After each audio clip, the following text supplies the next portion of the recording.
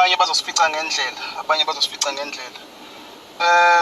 Namhlanje sihlangene ngenhloso yokuthi sizodiscussa itopic ebaluleke kakhulu. Sikhuluma ngobungozi bokudla nanokuthi ubungozi balokudla esikudlayo buhamba kuze bufike kanjani esweni lamoya.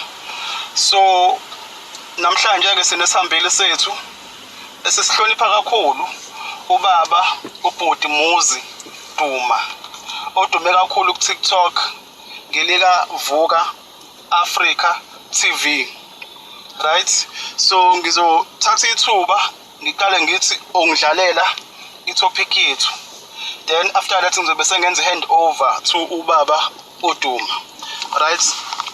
Number 1, uma sikhuluma ngendaba yokudla nomuntu, mhlawumbe ake siqale kumuntu. Umuntu unalento ekuthiwa imelanin, right? Lento ekuthiwa imelanin is responsible for ukuproduce ipigment. Le pigment iyona responsible ukuthi yenze inwele zakho zibe mnyama, njengoba zimnyama nje inwele zakho. It's because you have melanin. Njengoba isikhumba sakho simnyama, it's because you have melanin. Njengoba amehlo akho emnyama noma engathi brown, it's because you have melanin. Abantu abangenayo lento ekuthiwa imelanin ebalulekile ngalendlela enxa yokwenza isikhumba saba sibe emnyama. Sesikhuluma ngondlebe ikhanya ilanga. Amehlo aba wabe emnyama. Nezinwele zabo azibi emnyama njengezethu, right? Now imelanin unayo everywhere. Isesikhumbeni sakho, iseyinweleni, igazi lakho, ibrain yakho, amehlo akho, iDNA yakho, and everywhere. Umbuzo uthi le melanin yenzani? Le melanin number 1 inciphisa ukuthi ungasheshi ukuguga. Abantu bakudala babehlala baze baba no 200 years, abanye uthola ukuthi usekhulile impela kodwa akakhahlakile, akasheshi ukuguga. If you compare to abantu mhlambe bezizwe, ukuthola ukuthi imizimba yabo iyashesha ukukhahlaka. Ngenxa yokuthini? Ngenxa yokuthi imelanin abanayo njengoba sinayo thina, right? So imelanin iyasiza ekutheni ungasheshi ukuguga, slow aging. Iphinde futhi isize ekutheni ikwenze ube more spiritual, right? Iphinde futhi imelanin ikwenze uconnect ne-universe noma ne-nature. Iphinde futhi imelanin ikwenze ukuthi ube stronger.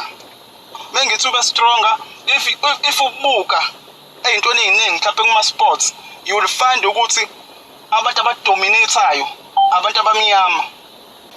Ikwenza ukuthi ube stronger. That's why abantu abamnyama bedominate kangaka kuma sports, ngakhuluma ekugijimeni, izinto eziningi badominate kuzona, right?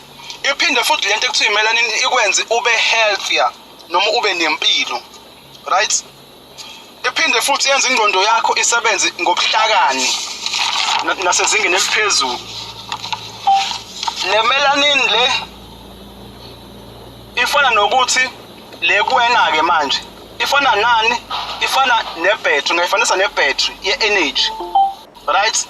Ibattery uma uyibuka efonini idingani? Idinga ukuchargewa. Kumele ukuthi recharge. Ngobani? Ifoni isuke isebenza. Ifoni imisebenza iyaphela ibattery bese idinga ini? Ukuthi icharge, right? Now for wena ukuthi ucharge imelanin yakho, you need imelanin from the universe noma from in nature. Now if ngithi from in nature, emhlabathini uyayithola imelanin, emanzini uyayithola imelanin, kwi-sunlight noma elangeni uyayithola imelanin, kumoya uyayithola imelanin, ezihlahleni noma kuma-plants uyayithola imelanin. Now njengoba wena as umuntu omnyama unemelanin, right? Ziwu-2 indlela zokuthi uyithole. Number 1 is through i-contacts nezinto ze-universe noma ze-nature ezinemelanin. Kanjani na? If uhamba ngeenyawo enhlabathini uya-recharge lapho. If uphuza amanzi emvelo, mhlawumbe amanzi omfula noma ugeza ngawo, uya-recharge lapho. If uhlele elangeni ushawa ilanga, uya-recharge lapho ngoba une-melanin. I-melanin ifana nale kuwena, ifana ne-battery, uya-recharge lapho. If uthola umoya fresh, uya-recharge lapho. If mhlawumbe uhaga isihlahla noma usebenzisa ikhambi, uyasi-recharge lapho, right? So indlela yosibili yokuthi u-recharge le melanin kuwena is ukudla, right? Sasingena endabeni yokudla-ke. Ukudla okudlayo kumele kube ukudla okune-melanin, okusho ukuthi okudlule enhlabathini, kwadlula emanzini emvelo, kwatholwa i-sunlight, kwatholwa i-air, kube ne-melanin. Uma lokho kudla okudlayo kune-melanin from in-nature, then kuzoku-recharge, kukuphilise as umuntu vele nawe onjani one-melanin. Umbuzo uthi, why recharge? Because njengoba umuntu uphila, wenza zonke izinto, uyaphila, you are a living being. As you are living, i-energy yakho sometimes iyadropa, so you need to recharge your energy. So ukudla is to recharge, and okhokho bethu babe recharge ngokuthi babe ne-contacts ngale ndlela engibale ngazo, ukuhamba ngeenyawo, ukugeza ngamanzi emvelo, nakho konke lokho ekubalile. Enye indlela babe recharge ngayo yini? Ukudla okuphuma enhlabathini, okuthola inhlabathi, kwathola ilanga, kwathola imvula yemvelo, right? Okhokho bethu lento yokurecharge babeyithatha ezingeni eliphezulu, noma babeyithatha ngendlela esezingeni eliphezulu. Now into esishayayo-ke thina njengamanje, we don't recharge, kodwa senze njani? Siyadla. Size sisho sithini? Mekugcwala isisu nje, yabo. Safundiswa ukuthi sidle and not to recharge, right? Ngikusho ngani na ukuthi thina asi-recharge kodwa siyadla? Okokuqala nje, amanzi esiwaphuzayo ane-acid. Bangaka abantu abaphuza amanzi ane-acid ngosuku, ama-reboost nako konke. Uthola ukuthi umuntu isonto lonke uphuza into ene-acid, oma-cool drink, oba noma-reboost, instead of ukuthi aphuze amanzi emvelo azomrecharge, right? Kokunye amanzi esiwaphuzayo a-diluted, siphuze omajusi, siphuze obani. Kokunye amanzi esiwaphuzayo anama-chemicals. Sengikhuluma ngamanzi ompompi ngoba phela amanzi ompompi dithamu uwaphuza, right? Noma dithamu esengcola, mhlawumbe amanzi asetoilet, amanzi odwasha ngawo izitsha, ayahamba aye somewhere ayofakwa ama-chemicals. Uma esefakwa ama-chemicals, la manzi abuya back kuwena. Kokunye uthola ukuthi lama-chemicals afakwe wona ukuthi abukeke e-clean, kodwa wona asangcolile, right? Lapho you are not recharging because i-melanin is lost, akona amanzi emvelo. Kokunye futhi wangithi thina siyadla asi-recharge njengokhokho bethu, it's because ukudla esikudlayo kunama-fats lawa hamba ahlala emzimbeni yethu, sibone sesinemkhaba, sithi hayi it's because ngumnumzane, yabo. Kokunye ukudla kwethu esikudlayo kuprocessiwe, yabona nje inyama zenkukhu, inyama yenkukhu iyajova ukuthi ikhule ngokusheshsha. Ngisho lama fruit amanye esiwadlayo amanye ukuthola ukuthi aprocessiwe, uthi uyawabona esitolo awavuthiwe kahle, abesephuthunywa for the sake of making profit. Kokunye ukudla esikudlayo kunama-addictive chemicals, khona ama-chemicals okwenza umuntu ukuthi abe addicted, njengezinto ezifana no-chocolate, izinto ezifana no-pizza, izinto ezifana noma-fried chips nje. Lokho kudla okunoshukela kakhulu nokudla futhi okunama-fats kakhulu, in most yaloko kudla kuba nama-addictive chemicals. In the end lawo ma-fats nalowo shukela kuyasigulisa, kusinike ama-chronic diseases, high blood pressure, ushukela, nazo zonke izifo lezi esinye siyithola ngokudla esikudlayo. Sesiveza ubungozi bokudla-ke manje esikudlayo, right? We are no longer recharging, kodwa siyahla. Right? As a result, so ukuthi thina asisa-recharge, kodwa sesiyahla. We are not spiritual as we used to be. We don't connect with nature noma universe as we used to be. If ngithi we are no longer spiritual, abantu bakudala, ngisho umuntu wakudala wethu mase ezodlula emhlabeni ababona abahlangabezi, babeyibona izinto ezizokwenzeka. Phela thina as abantu abamnyama at one point sasilida umhlaba wonke at one point ocontrol abantu abamnyama, ngoba ama strength namandla umuntu omnyama was spirituality ne multiplication. Right? Amandla umuntu omnyama asemoyeni, ukuze amandla akho abe semoyeni kumele ube spiritual. So because of indlela esidla ngayo, we are not as spiritual as we used to be. We don't connect to the universe or nature as we used to. We are not as strong as we used to be. Kudala ubona ugogo ugugile umbona ukuthi uphila saka. Yini na indlela ababedla ngayo, njengoba ngisho ukuthi babe recharge ngendlela eziwu2. Right? Ile ye contacts, ukuhamba ngeenyawo, ukugeza ngamanzi asemfuleni, nakho konke lokho babekwenza. Indlela yosibili babe recharge ngayo ile yokudla babekudla, okuphuma enhlabathini kunomsoco, okunathwa imvula, okushiswa ilanga nawo konke lokho. Right? So babe strong abantu bakudala futhi babehlala isikhathi eside. Right? We are not healthy as we used to be. Lento ukugula njalo ayingekho kuthini. Njengoba sekukhona chronic diseases, umuntu mhlawumbe ko 30 years 40 years usekhala ngephika, umuntu uyabona ukuthi manje uthi akagijime nje ibanga lencane uyobe sehefuzela yini high blood, yini ukudla esikudlayo. Even performance wise uyabona nje ukuthi we are affected because of into esidlayo noma ukudla esikudlayo. We are not stronger, we are not healthier as we used to be, and we are not wiser as we used to be because of ukudla esikudlayo njengamanje. Right? Konke lokhu kudalwa ubungozi balokudla esikudlayo. Right? So njengoba sihlangene lana ke sikhuluma ngobungozi bokudla esikudlayo. Now lokudla esikudlayo kuli affecta kanjani ihlo lethu lamoya.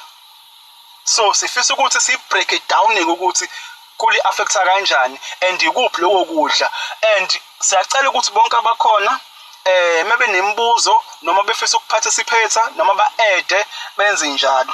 So ngicela ukuthatha lesikhathi noma lo mzuzu ngenze handover kumhlonishwa ubhuti Muzi Duma, kube uyena othatha over ekutheni singene sijuleke kuyona le ndaba yokudla nobungozi bayo. Baba bhuti Muzi Duma, ngicela ukuthi ngikunike inkundla, siyakwamukela eklasini. Ngiyabingelela phakathi kwemeeting, ngibonge mfowethu ungamukela ngentokozo nangemfudumalo. Ngiyabingelela nje kona wonke umuntu okhona. Siyabonga kakhulu ngokuthi mashaya ikhwela bese besondela ukuzoza ukuthi awu ngabe kwenzakalani ngokudla esikudlayo. Lento abayenzile ifana nokuyithanda, ngoba ukufunda ngento ifaka emzimbeni ave kubalekile kakhulu, ngoba ekugcineni kosuku lezi zinto izona esilinyazwe ngazo, izona esicolonizwe ngazo, izona esenziwe ngazo futhi ukuthi isheshe lidlule emhlabeni. Ngakho ngiyabonga kakhulu futhi ngiyajabula kakhulu ukufika nokuthi sibe ndawonye. Igama lami ke mina nguMuzi, isibongo sami kwaKaduma. Ngiqale lapho, mhlambe kukhona obeqala ukusijoyina, kodwa nangesonto edlule besikade siyindawonye. Ngidume kakhulu lana ku TikTok ngovuka Africa TV, nakhona ku YouTube uvuka Africa TV. Ngumuntu ohlezi ke khuluma ngomlando nangokucolonizwa nangokukhanyisela abantu ngokuthi abelungu basinqoba kanjani, neso lethu lakamoya basivala kanjani, izinto zenkolo zaphanjaniswa kanjani, nokuthi sasikade siphila kanjani njengoba sesiphila lempilo esiphilayo manje. Udaba-ke sekukhulunywe ngalo kakhulu naye selibekile umhlonishwa ekhuluma ngokudla lijulile kakhulu. Naleli solibheka namhlanje ayi lujulile kakhulu. Ngesonto elidlule sikhulume kakhulu ngokucolonizwa ngenkolo. Sakhuluma ngeinhloli. Sakhuluma ngokuthathwa kwezinto zethu, ukufoswa, sigxile kakhulu nje kodwa kwi-religious ngesonto elidlule. Sizoqhubeka ke nakuleli sonto, siqhubeke sibheke ukucolonizwa ngokudla. Ngoba abantu abaningi abakwazi lokho ukuthi ukudla esikudlayo sicoloniziwe ngakho.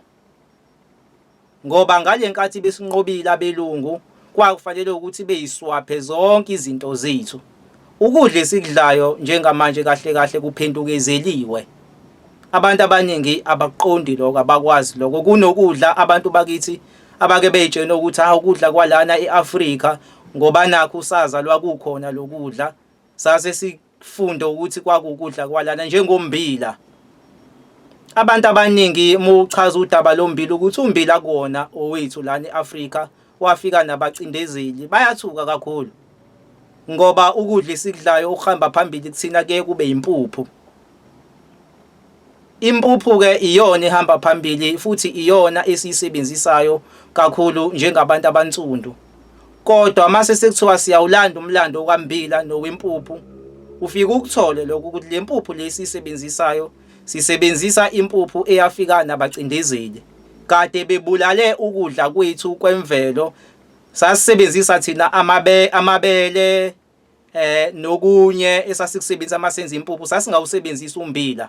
Wawungekho futhi lana eAfrika umbila.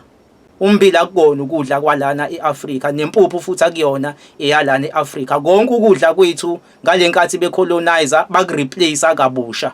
Ngoba kuke kwaba nesilent war yokudla. La khona kwakufanele ukuthi sisosuswa ekudleni esikudlayo okwakunomsoco, kunemvelo, kusi-activator, kusi-charger, kusinika wonke ama-minerals adinga umzimba. Noma futhi uhlehla ngomlando khona ufika ukuthola ukuthi kwakukade kungeyona into eyayidliwa, kodwa kwakuyinto eyayenzelwa ilwane ngokwase-Europe. Kodwa mase sebeqhamuka sebefika beza ngala kuthina bafike basenzela impuphu basinikeza yona. Le mpuphu lena nabo abajika bengayidli. Mhlambe bebanaka abantu ukuthi lesizwe lezi ezimhlophe asigxili kakhulu empuphwini. Kungani? Yila ufika ubabambe khona ke ngokudla abafike bona bakwenze bese besinika thina, abanike thina kudliwe yithina kakhulu, bona bese behoqa inyawo. Lokho kudla kusuke kunobungozi. Omunye umuntu uzobuza umbuzo ke or uzothuka abuza umbuzo ukuthi ngabe ikukephi ubungozi bempuphu, noma why baswapha lokudla kwethu basinikeza ini, basinikeza lempuphu babulala amabele la wethu sasiwenza. Isizathu saloko ingoba lokho kwethu kwakade kunomsoco. Uma ukudla wawungadleli ukusutha, ngoba thina lana eAfrika sasingakholelwa ekusutheni, kodwa sasikholelwa kakhulu ekuthenini egeneni umsoco nempilo. Yingakho khokho bethu babekade behlala isikhathi eside ingoba babedla izinto ezinomsoco nenempilo. Sona ke bona ke babefuna ukuzosisusa kuloko bese besinikeza lokho kwabo okuzosivala bese kuyasilimaza. Kuzosivala kephi iso lethu la kamoya, kuphinde futhi kuzosivala kephi ekuthenini sibe abantu abasheshe bebe nenkinga njengokugula ukudla okuningi. Yebo, impuphu ke yona ke iyake ikuvale ehlweni la kamoya. Isizathu sokuthi impuphu ikuvale ehlweni la kamoya ingoba uma usudlile yona bayazi abantu ukuthi uyasutha impela, udlela ukusutha, siyagcwala isisu.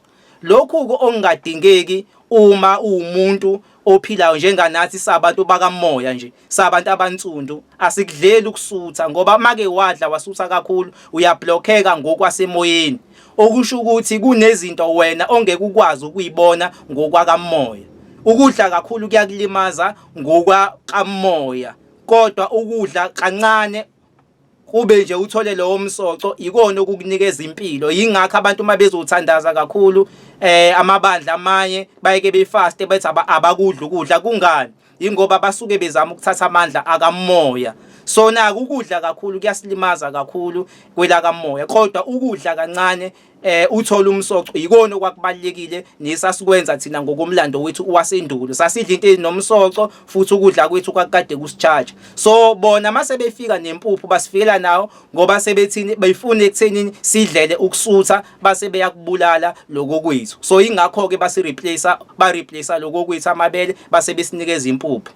Ngakho ke impuphu kahle kahle makuthiwa sikhuluma iqiniso ayisilungelo ngokwaka moya iyasiblocker nokudla kakhulu futhi akusilungele ngokwaka moya siyablockeka kodwa kufanele sidle kancane siphinde futhi sidle kancane njengoba benza nababelungu abelungu abadleli ukusutha mhlambe maye bebenaye kahle abantu bayake bedle kancane yabo bahlale bedle kancane hayi ukuthi bedle besuthe le style lesi so ukuthi kufanele udle usuthe ithina kahle kahle esasithatha njengoba sengichazileke ngalokhu kwempuphu ngicabanga ukuthi bakhona abakufundile ngalokhu abalaleli ukuthi impuphu ne-diet yokudla kudliwa kanjani akufanele udle kugcwala isisu kodwa ngaso sonke isikhathi kufanele uzame ukuthi udle nje mhlawumbe ukudla kubo half hayi ukuthi udle kugcwala isisu uma ke wadla wagcwala isisu usuke usufana njengomuntu oziblocker yena ozikhatha yena neuniverse ngoba uyablockeka ngokwaka moya ngilinganise lento ngento esobala ukubone masusudle kakhulu wasutha uvela ucobeke ubese ngathi ungavela ulala ubheke phezulu ubrush isisu yabona ngale nkathi ucobeka ulimala kakhulu kwelaka moya nomzimba wakho futhi uyalimala kakhulu so ukudla akufanele ekutheni udle kakhulu ngaso sonke isikhathi kufanele ukulimithe ube umuntu odla kancane iyona nto futhi elimaza abantu kakhulu ekuthenini bangakhona ukukonnecta nemvelo ngisho ulala akufanele ekuthenini mawulala udle kakhulu uvamise ukudla kakhulu kwenye inkathi nje ungafanele ukuthi ufike mhlambe uyidlele leyo nto le encane then bese uyidlela mhlambe nama fruit ulale ngeke uzube nankinga futhi umuzi ukuthi ebusuku mhlambe o12 uyalokhuza uyahlukumezeka ngoba ubungajwayele angani uyabo usungayidlela leyo nto encane uphinde futhi uyilalele yabo into engakusiza lekutheni nabantu bejwayeze kona ukudla kancane bese usuyabona ukuthi ebusuku mhlambe ulambile uphinde ubambe lo moya kancane futhi yes kungabasiza abantu bakithi lokho ekuthenini beconnecte nomoya beconnecte nomdali yes ngoba ukudla kakhulu kuyakulimaza nomulele futhi awukwazi ukuba nezibonakaliso eziqondile mawulele ngoba sokufana njengomuntu ozikhathe yena nemvelo cabanga ukuthi lokho kwempuphu abantu nokudla i-diet yokudla ukuthi kudliwa kanjani sebekutholile abantu bakithi ziningi izinto abayireplaceile ngoba nama fruit abasinikeze wona futhi amaningi abasinikeze wona asibuko kukhona isandla esinye ngisibonayo lana ngicela ukulokhuza ukuthi angangena Okay siyabonga kakhulu babuduma yes hello yes kuyezwakala baba siyabonga mhlawumbe nje uku-add kulokhu ngifisa uku-add nje kulokhu kwendlela esidla ngayo kahle thina as abantu abansundu sasifeasta bese siyafasta ukufasta was part of our lifestyle yabo kwase kwahamba ondle beyikhanya ilanga base be-introduce lento ekuthiwa i-break fast okusho ukuthi baphula indlela yethu yokufasta sometimes even ngisho kokhokho bethu babedla mhlawumbe kanye in 3 days or kanye in 2 days but kwase kwangena le system yokuthi no asiphazamise indlela abadla ngayo ngoba phela babe fasta for most of the time lokho kokubasiza ukuthi babe strong ngokukamoya right so into eyenzeka bathi mase beyifaka breakfast kuhamba ke bafaka no lunch lapho yabo esikhundleni sokuthi thina sifast so dithamike usulele ebusuku nani ukuthola ukuthi i-energy yakho is focusing ekutheni i-digest lokudla lokho osukufakile yabo instead of ukuthi ikwazi ukuthi isebenze kahle ngokukamoya okunye futhi okuba inkinga ukuthi umzimba umufasta okunika ithuba lokuthi ukwazi ukuthi ukhiphe ama-worn out cells noma ama-cells angalungile noma udoto ongalungile but uthola ukuthi uzofika udle ekuseni uthi umzimba usathatha ithuba lokuthi uyaklina usufaka okunye ukudla emini usufaka okunye ukudla ntambama. So nayo leyo ukuthi ba-introduce i-system yokuthi sidle kathathu noma singabe sisafasta as we used to be. Kwashaya kakhulu nakamoya. Bengifisa nje ukunezelela nje lapho. Ngiyabonga kakhulu baba. Siyabonga kakhulu ukugcwalisa lapho nokunenezela noku-eda. Ngiyabonga kakhulu. Uma ngigxila ke kulokho okushoyo ukuthi baze basicontrola bona basishayela umthetho ukuthi akube khona into ebizwa ngokuthiwa ukudla kwasekuseni, i-breakfast, okwasemini, okwantambama. Lo nto babenzela ukwenza imali ngathi. So yingakho bebe-introduce lezi zinto ngoba manje abasacabangeli thina, basicabangela bona ngoba lesizwe isikhathi esiningi masifika lana sasikade sifikele ekuthenini vele basibuka njengethuluzi lokwenza imali ukuthi thina empilweni yethu ukuhamba abanandaba nalokho. So ukwenza kwakho lokuthi bakushayele bona umthetho ekutheni kufanele udle ekuseni isemini nantambama kwakuyindlela ababeyenza bona ekutheni bakwazi ukuzenzela imali kodwa bebesebenzisa abani besebenzisa thina kodwa bese kunotha bona. Ngiyabonga kakhulu ngokuthi ukugcwalise mfowethu lokho nokuthi ukuchaza ukuthi okhokho bethu babekade bona bedla kanjani. Angani uyabona ukuthi okhokho bethu babedla emva kweinsuku bese beyadla ngoba bebewazi umzimba ukuthi uoperate kanjani. Ithini esalinyazwa kuphela sanikwa imfundiso futhi engelona iqiniso ethini hayi make wadla kancane uzolokhuza uzogula or uzozaca. Abantu abaningi banaleyo nkolelo ukuthi umedla kancane uzozaca. Ongelona iqiniso ngoba yonke into bayitwistile bayibeka upside down benza sengathi ukuzimuka noma ukukhukhumala iyona impilo kanti ukwenda ukuthi ube wena njena ikona impilo enomsoco leyo. Uma sewuzimukile kakhulu imithambo yomuntu iyavaleka ingakwazi ukuoperate kahle gcina lapho sewuthola izifo ulinyazwa yini ingoba wena udla njalo. Angani yabo but ke ababachazeli abantu loyo nto bona bakunikeza nje ekuthenini hayi uma kuukuthi udla kakhulu ku right uma udla kancane uzozaca. No, I exist loyo nto. Yonke into sizwe sakithi uwena okufanele uzibambele mathupha wena ngomzimba wakho. Umzimba futhi usebenza kanje uyake wenze lento ojwayeza yona wena. Uma ngase uthathe isinqumo njengamanje uthi no mina sengifisa ukuthi njalo ngo12 ngidle u1 slice ngize ngidle futhi nangakusasa omunye u1 slice, yazi ukuthi lokho umzimba wakho ungakwenza lokho. Kungaba nzima okwamanje ukuphuma kule system. Mhlambe ungathwala kanzima inyanga eyodwa kuthi emva kwenyanga eyodwa ungabe usujwayela umzimba.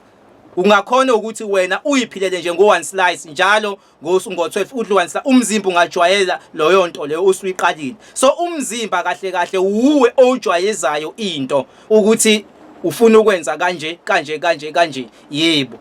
Kodwa ke bona ke abakufihla lokho benza sengathithi umzimba kumele uwenze udle ekseni nasemini nantambama idle ekseni nasemini nantambama ongelona iqiniso ngoba abakwazi ukusitshena iqiniso.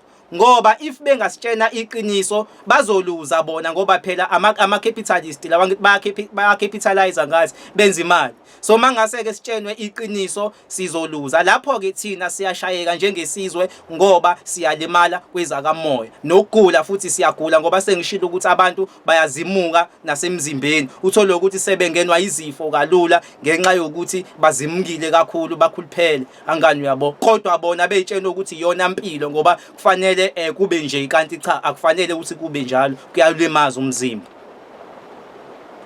Angazi noma kusa right ngiqhubeke nokunye ngoba ngiyafisa ekuthenini sibheke zonke izinto abasibambe ngazo. Ngiyabonga ngisibona isandla okusho ukuthi ngisangaqhubeka. Bese siyabuya sizobheka enye into futhi eyingozi kakhulu uma kuukuthi nasi isandla siqhamuka lana ngiyacela ukuthi ngimthathe ngingamshiyi naye. Ngizocela ukuthi angene ngizoyicima imic ngalanga kumina angene naye. Ngicela ukubuza ngixolise nje ngifike late. Yebo. Ngixolise. Yebo. Ngicela ukubuza ngendaba zokuthi njengoba ngizwa la uphathwa eLempuku mhlambe ke singanikezwa yini ukudla esingase ke sikwazi ukuthi sikudle ngale kwempuphu. Ake ngithi nje iloko nje bengifisa ukuthi ngikuzwe. Ngiyabonga. Okay, sabonga kakhulu baba. Ngizocela ukuthi ngithathe lithuba nginike uButhulane as well. Izophendula kanye kanye umbuzo. Yes, Mr. Mthethwa as well. Sanibona. Hayi nami bengifuna ukuzwa ukuthi ke uma ukuthi siyadla njengoba ngikhuluma ukuthi enasidle kanye ngosuku.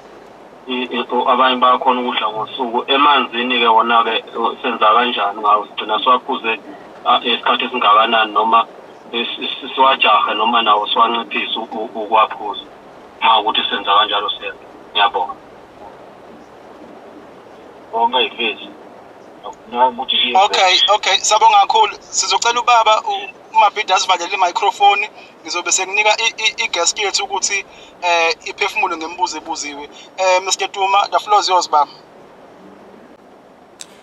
Ngiyabonga kakhulu ngembuzo. Umbuzo oqala okhulume ngokuthi iyiphi indlela esingaphunyuka ngayo la empuphweni. Ngabe kukhona yini okunye esingasebenzisa ukuze sikwazi ukuthi sigene lo wamsoco loyana. Uma kuukuthi ikhona indlela ongaqala phansi mhlambe umuntu otshalayo ngoba lento yokutshala kufanele ukuthi sizwe sakithi sijwayeze yona ngoba ukudla okunomsoco uyokuthola ngokuthi wena uzitshalele. Zikhona ke imbewu ziyatholakala, ukhona futhi namabele uqale phansi ubuyele kulolwazi lwethu loludala.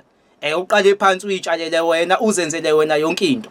Uma kuukuthi awenzanga lokho zikhona futhi nezinye indlela njengokuthi yona lempuphu lena uyidle kodwa wena ungadleli ukusutha ubambe nje lo moya ngoba sewufundisekile ngoba kusona sonke esoba namandla ekutheni sitshalele thina ngoba kodwa egcineni kosuku kuyasidinga lokuthi sigcine sitshalelile ngoba vele konke ukudla esikudlayo nabasinika kona ukudla okungekho right. So ukudla nje ukudla okunomsoco ukuthi uzenzele wena into uthola amabele uyilokhuzele uzenzele wena izinto.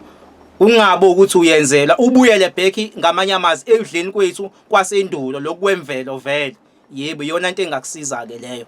Kodwa uma kuukuthi kunzima futhi isebenzisa yona lempuphu kodwa musu ukudla kakhulu ngoba sewuyayazi ekuthenini inomngozi kephi. Ngoba phela besikade angithi sijabulela ukuthi thina siyasutha ujabule engasutha kanti manje siyayilimaza ngoba sewuyazi ke sekukwenza nje ukucontrola indlela odla ngayo sewubamba umoya futhi uzobona umehluko omkhulu kakhulu. Iloko ebengakuthula kulo mbuzo. Bese sekuzoba umbuzo wamanzi ukuthi ngabe amanzi wona anjani. Amukelekile wona ukuthi singawaphuza. Udaba lamanzi ujulile kakhulu ngoba ngisho odokotela bayake bethi phuza ngazi amaglasi awu8 ngosuku okuyinto esidayisayo kakhulu njengesizwe ngoba amanzi esiwasebenzisayo ngokomthetho akufanele ngabe siyawasebenzisa. Amanzi kufanele ngabe siwasebenzise ekuwasheni hayi ekuphuzeni. Njengoba eke wachaza umhlonisha washo ukuthi lamanzi lawa bawafaka amakhemikhali ngoba lamanzi kusuke kuyilawa asuke iflashwa endlini encane nalabo usuke mhlambe mawukade ugeza izitshu ayahamba lawo manzi aphindele emuva bese beyawaklina kabusha. Mangase uhamba uye endaweni njengomngeni la klinwa khona amanzi mhlambe ungashawa uvala ungaphindi waphuza amanzi. So lamanzi abasinikeza wona amanzi asuke esekliniwe lawa esefakwe ichlorine. Ichlorine ke inobungozi kakhulu yona kwi-third eye nakwela kamoya futhi bayivala i-third eye ichlorine lo poison abasuke bewufaka bethi bona bayawaklina lamanzi lawo. So lamanzi esiwaphuzayo nawo amanzi vele asigulisayo nasinikeza inkinga. Abantu abaningi amaphapha abangcolile baba nenkinga yezinso ngenxa yalamanzi lawa esiwaphuzayo. Yingakho ngike ngalinganisa ngathi lesizwe osibamba ngoba into bona mabeyenza bayayazi. Angani ngisikhulume ngempuphu abayidli bona impuphu kakhulu. Why bengayidli? Amanzi uma ubabhekisisa kahle lezizwe abawaphuzi lamanzi ompompi. Umlungu akawaphuza amanzi ompompi. Even ama-Indians akawaphuza amanzi ompompi. Ubafica bebamba iQna bephethe igubhu beyothenga lamanzi lawa athengwayo. Ngoba la manzi lawana athengwayo njengoba nihlezi niwabona ehamba lapha emshinini bayawapurifya ke bayawaclean asuke ecleanwa la amanzi ekhishwa kubulawa wonke lo poison lona. So bayawathenga amanzi bona bawafaka ezigubhini baphuza amanzi aclean, kodwa thina abasitsheni lokho ngoba vele inhloso yabo kwakuzosilimaza ukuzolimaza thina ne-third eye yethu, kodwa basikhohlisa futhi basitshena ukuthi amanzi a-right ilawo ompompi kuze kuthiwe ba-clean. Lawa omfula emvelo basifundise ukuthini iwona amanzi anenkinga, angcolile, ayagulisa yonke. Kwakudlalwa ngathi amanzi anobungozi okuvaleni i-third eye nokugulisa yilawa ompompi ngoba la manzi bawaklina ngama-chemicals, and futhi ufakazi baloko abawaphuzi nabo, ngeke bawaphuze ngoba bayawazi ukuthi angcolile, akuwona amanzi okuphuzwa. Ngizacabanga ukuthi-ke uphendulekile obekade buze ngamanzi. Yes, khona ophakamisayo. Yes, PL Chiliza, the floor is yours.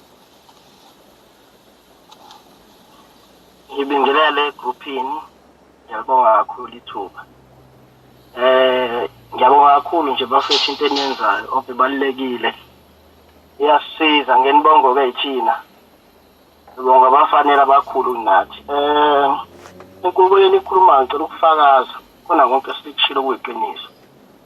Ungathiwa ngiyanifakazela nje mina mawashaya u6 akibe ngisadla.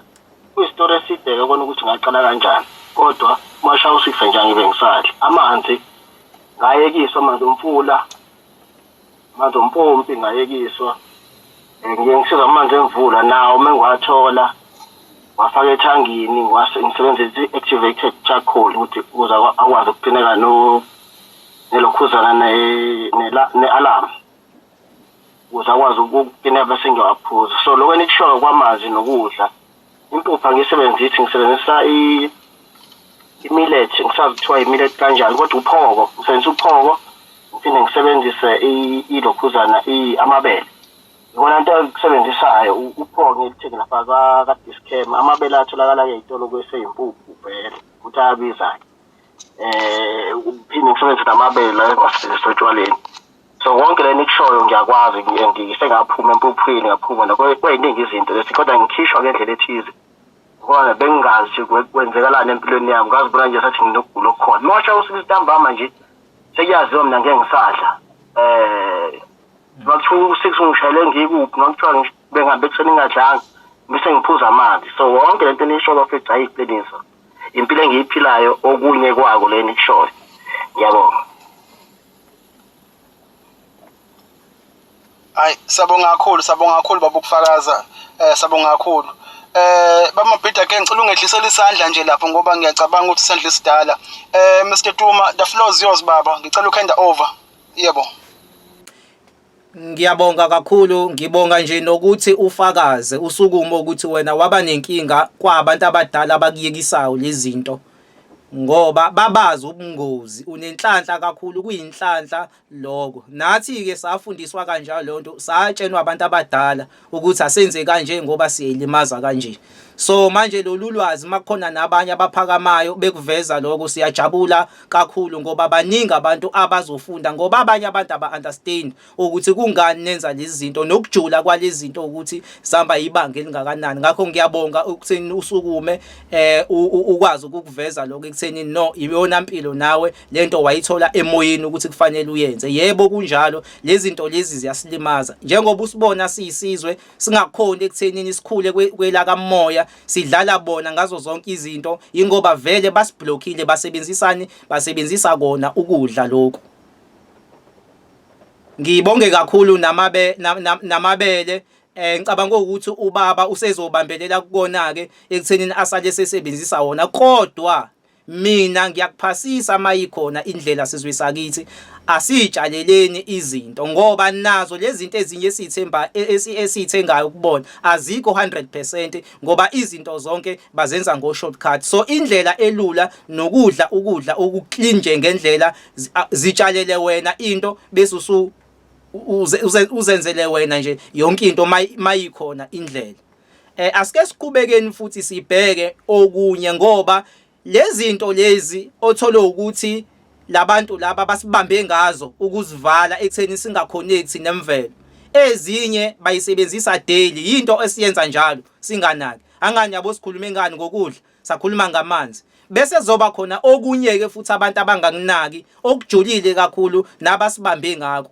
Noma singakutshena ukuthi yeka ukulokhuza ukudla ngalendlela le abayishilo, kodwa kuzofika ukushaye kukulimaze kona if usakusebenzisa ngalendlela lena abasho ngayo okuyi-Colgate. I-Colgate impela le yokuxubha yiyo abayisebenzisayo futhi ekuthenini besicontrole ngayo. Nayo futhi i-Colgate le yokuxubha inopoison kakhulu, inobuthi kakhulu mawusuku uyisebenzisa nayo. Bayifake ama-chemicals anobungozi. Yini na benze lokho? Inhloso yabo, iwo yabo labantu ekuthenini umuntu aqashuke ngokwakamoya. Ngoba thina umdali wayesidale saba ne-third eye okuyiso lakamoya. Umdali ubesidale thina sikwazi ukwenza izinto eziningi nokubona izinto bese abantu abajulile, so abakufuni lokho ekutheni sijule. Bafuna sibe abantu abazoblockeka nje singaconnect khona bezokwazi ukulokhu bedlala ngathi ke singaqaqeki ngokwakamoya. Ingakho namabandla kamoya mayifika bebengawafuni, bebefuna ukukunika lokho kwase Europe. Lamabandla kamoya hayi abawafuni wona ngoba bathini hayi awubudemoni, kanti bayazi ukuthi la mabandla lawana ayakhona ekuthenini akusize kwela kamoya. Ngilinganise njengeyoni, uma kuukuthi like unenkinga emoyeni mhlambe wachithekelwa abantwana, ngilinganise nje ngokuchithekela abantwana khona abantu bezoyibona kahle lento. Ngiye ngithande ukuthi ngiyilinganise into eyoni lapha mawunenkinga bayakhona ekuthenini berawonde beshaya igubhu bese beyabamba ukuthi wena unengane eyachitheka, mhlambe inkingeni onazo unengane eyachitheka kanje kanje. Uthola ukuthi omunye mhlamba akabathola abantwana, mhlamba akanayo irelationship right, uneyinkinga ekanje. Bayakhona ukuthi aqaqeke ngokwakamoya, angani uyabo. So bese yahamba akayokwenza lokho osekuphumile leso siprofethe leso, bese yaqaqeka kwela kamoya. Angani yambo lo muntu ukhanyiselekile, abawafunike lamabandla kanjalo. So balwa konke okusemandleni ukuzivala i-third eye. Uma ngaseke kuukuthi babengazenzi lezi zinto usifakela opoison ekudleni, ungalivala ihlola kamoya, besoba namandla ngoba ilona elalikwazi ukuthi sibone izinto ezijulile, scommunicate nemvelo. So kwakufanele ukuthi besiblock khona bezosiblocker kwela kamoya. Bengizama ukulinganisa ngokwama amabandla kamoya khona abantu bezoyibona kahle lento ukuthi why benza lokhu kungcola. Bayasiblock, abafuni isiconnect nemvelo nesidalwa, bafuna ngaso sonke isikhathi ekuthenini sirulwe ibona, siphathwe ibona khona bezosifundisa lokho kwabo sikulahle kwethu, siyobe sisizwe sifile lapho ngoba sobe sesiqhelelene nemvelo. So ingakho ke kufanele beintroduce lezi zinto. So i-Colgate ke yona bayenzelani na? Basicontrola ngako ukudla. Mhlambe ukunaka ukuthi mawuqeda kuxupha uyakulambe kunaleyo nto eyenzakala emzimbeni lakho okulamba ubone ukuthi ingaze ngalamba. Ngisho noma ngakuthiwa ungadla manje usuthe, kodwa make waxupha kunaleyo nto oyizwayo emzimbeni wakho ukuthi ayingeke engathi ngilambile kodwa ngidlile ngisuthi. Yabo kunaleyo nto nje uma umuntu okwazi ukulalela umzimba okwazi ukuyizwa. Yebo i-Colgate iyona ke abayisebenzisayo ekuthenini bakwazi futhi ekuthenini basiblock. Bayakulambisa ngayo, babuye futhi bazokuvala iso la kamoya. Nalo i-Colgate inesandla esikhulu futhi ekuvaleni iso la kamoya. So basebenzisa lezi zinto ezidaily ozenza njalo njengoba sengichazile. Omunye uzoyibuza umbuzo ukuthi iphosi izokwenza njani, iyiphi mhlawumbe i-Colgate ekufanele sisebenzise. Into engcono ilesi skill lesamalahle, ukuthi mhlawumbe ugaya amalahle bese uyifakela itswayi bese sewuyaxupha, noma ngakuthiwa uyayisebenzisa le eyabo poison, ifake kancane bese usebenzisa kakhulu amalahle, uyafa lo poison wabo. Or kwenye inkathi uthenge yona ngqo le Colgate lena yamalahle iyatholakala ku Clicks, ngicabanga ukuthi u40 rand. Iyona ke ngoba lama Colgate lawa ahlukene nawo, kodwa le ngisho yamalahle iyona right. Wonke lamanye amaningi awekho right. Imvama lesiwasebenzisayo sebenzisa ama Colgate asuke enopoison engekho right. Nakhona ezinye zendlela abayisebenzisayo ukusiblocker kwela kamoya i-Colgate. Sibuye futhi siqhubeke sikhulume nangama fruit esiwadlayo. Abagcinanga ngokuthi benze lento lena kulezi zinto esengibalile kuphela, even ama fruit esiwadlayo. Ama fruit amaningi uma ubhekisisa kahle ujula ngokomlando wethu wasendulo. Uyafika ukuthola ukuthi uma usucomparisa manje umuntu onakisayo akasafani. Kungani? Yingoba lawa wethu ayekade enomsoco, lawabo akasenawo umsoco. kungaba ama-veg nayo yonke lento abasinikeza yona. Uyabona uma uyitshalela utamatisi wena uyakukhipha utamatisi abahlukene, uthole ukuthi utamatisi omunye uyimeli umathanda wawo, omunye urawundi kahle, omunye mncane, omunye mkhulu. Kufanele isizwe sakithi siyibuze ukuthi kungani labo tamatisi esibathengayo bebahle kangaka. Urawundi uyababona nje bahle bawurawundi bayalingana. Ikungani? Ingoba vele lento lena manje sebeyiprocessela bona ngendlela ejahayo yokuthini bekwazi ekutheni lokudla bakutshale ngama-chemicals, basebenzisa kakhulu ama-chemicals mabetshala. Kanti thina sasitshala ngokwemvelo. So ezinye zeindlela okufanele ukubambe ngawo lama-veg wabo makusuke betshale ukuthi basebenzisani bona ama-chemicals kakhulu. Ingakho ngike ngakuphawula ngathi kungcono ukuthi ezinye zezinto uyijwayeze ukutshala. Yabo nje lokhu katamatisi kulula kabi, ungazenzela ingadi utshale uyidlela utamatisi ophuma emhlabathini onemvelo, ngoba lo wabo kusuke utamatisi la abawutshala ngani, abawutshala ngama-chemical. Bese nama-fruit futhi kunama-fruit wethu thina amadala abawaqeda basinikeza la wabo abawasha u-shortcut futhi njengobhanana. Abantu abaningi abazi ukuthi ubhanana wawunenhlamvu. Wawunenhlamvu ubhanana wasendulo. Ngicatha abantu asebekhule kakhulu ngokweminyaka bayakwazi lokho ukuthi ubhanana nje wakudala okade unenhlamvu. But uma ubhekisisa kahle ubhanana esesulokhuza esesudla manje, ubona le kufanele kungathi kube khona inhlamvu, kufanele ngabe kukhona inhlamvu lapha esenta, ubona kungekho lutho, ku-brown. Angani yabo akusewona ubhanana lo sesudla manje. Ubhanana wangampela kwakade kuyilo wasendulo lo wakade unenhlamvu. Yabo, so lento yokuthi ukutwiste ukudla kuyinto endala nokuthi besebenze ukudla bekuswaphe ekutheni besinikeza ukudla okwrong okuzosilimaza, ngoba babazi bona ukuthi yini abayenzayo ukuthina, babazi ukuthi basilimaza kanjani, basibopha kanjani kwelaka moya, ngoba babazi ukuthi mabengakwenzi lokho sizoqaqeka sibe namandla kwalaka moya, siconnecte nemvelo njengoba kade bengafuni bona ekuthenini siconnecte nemvelo.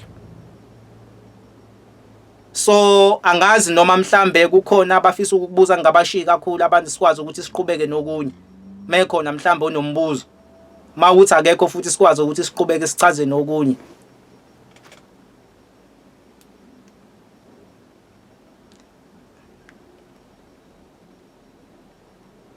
Hayi makusaclear ke kungcono asibonke kakhulu sithokoze. Uma siqhubeka futhi sijula sibheka enye into ekwazi ukublocker ngokwakamoya, kuyake fuye kuhambe bese sekuzoba khona into esingayinaki eyingozi kakhulu, ushukela. Ushukela sizwe sakithi asugadeni ushukela. Ushukela unobungozi kakhulu.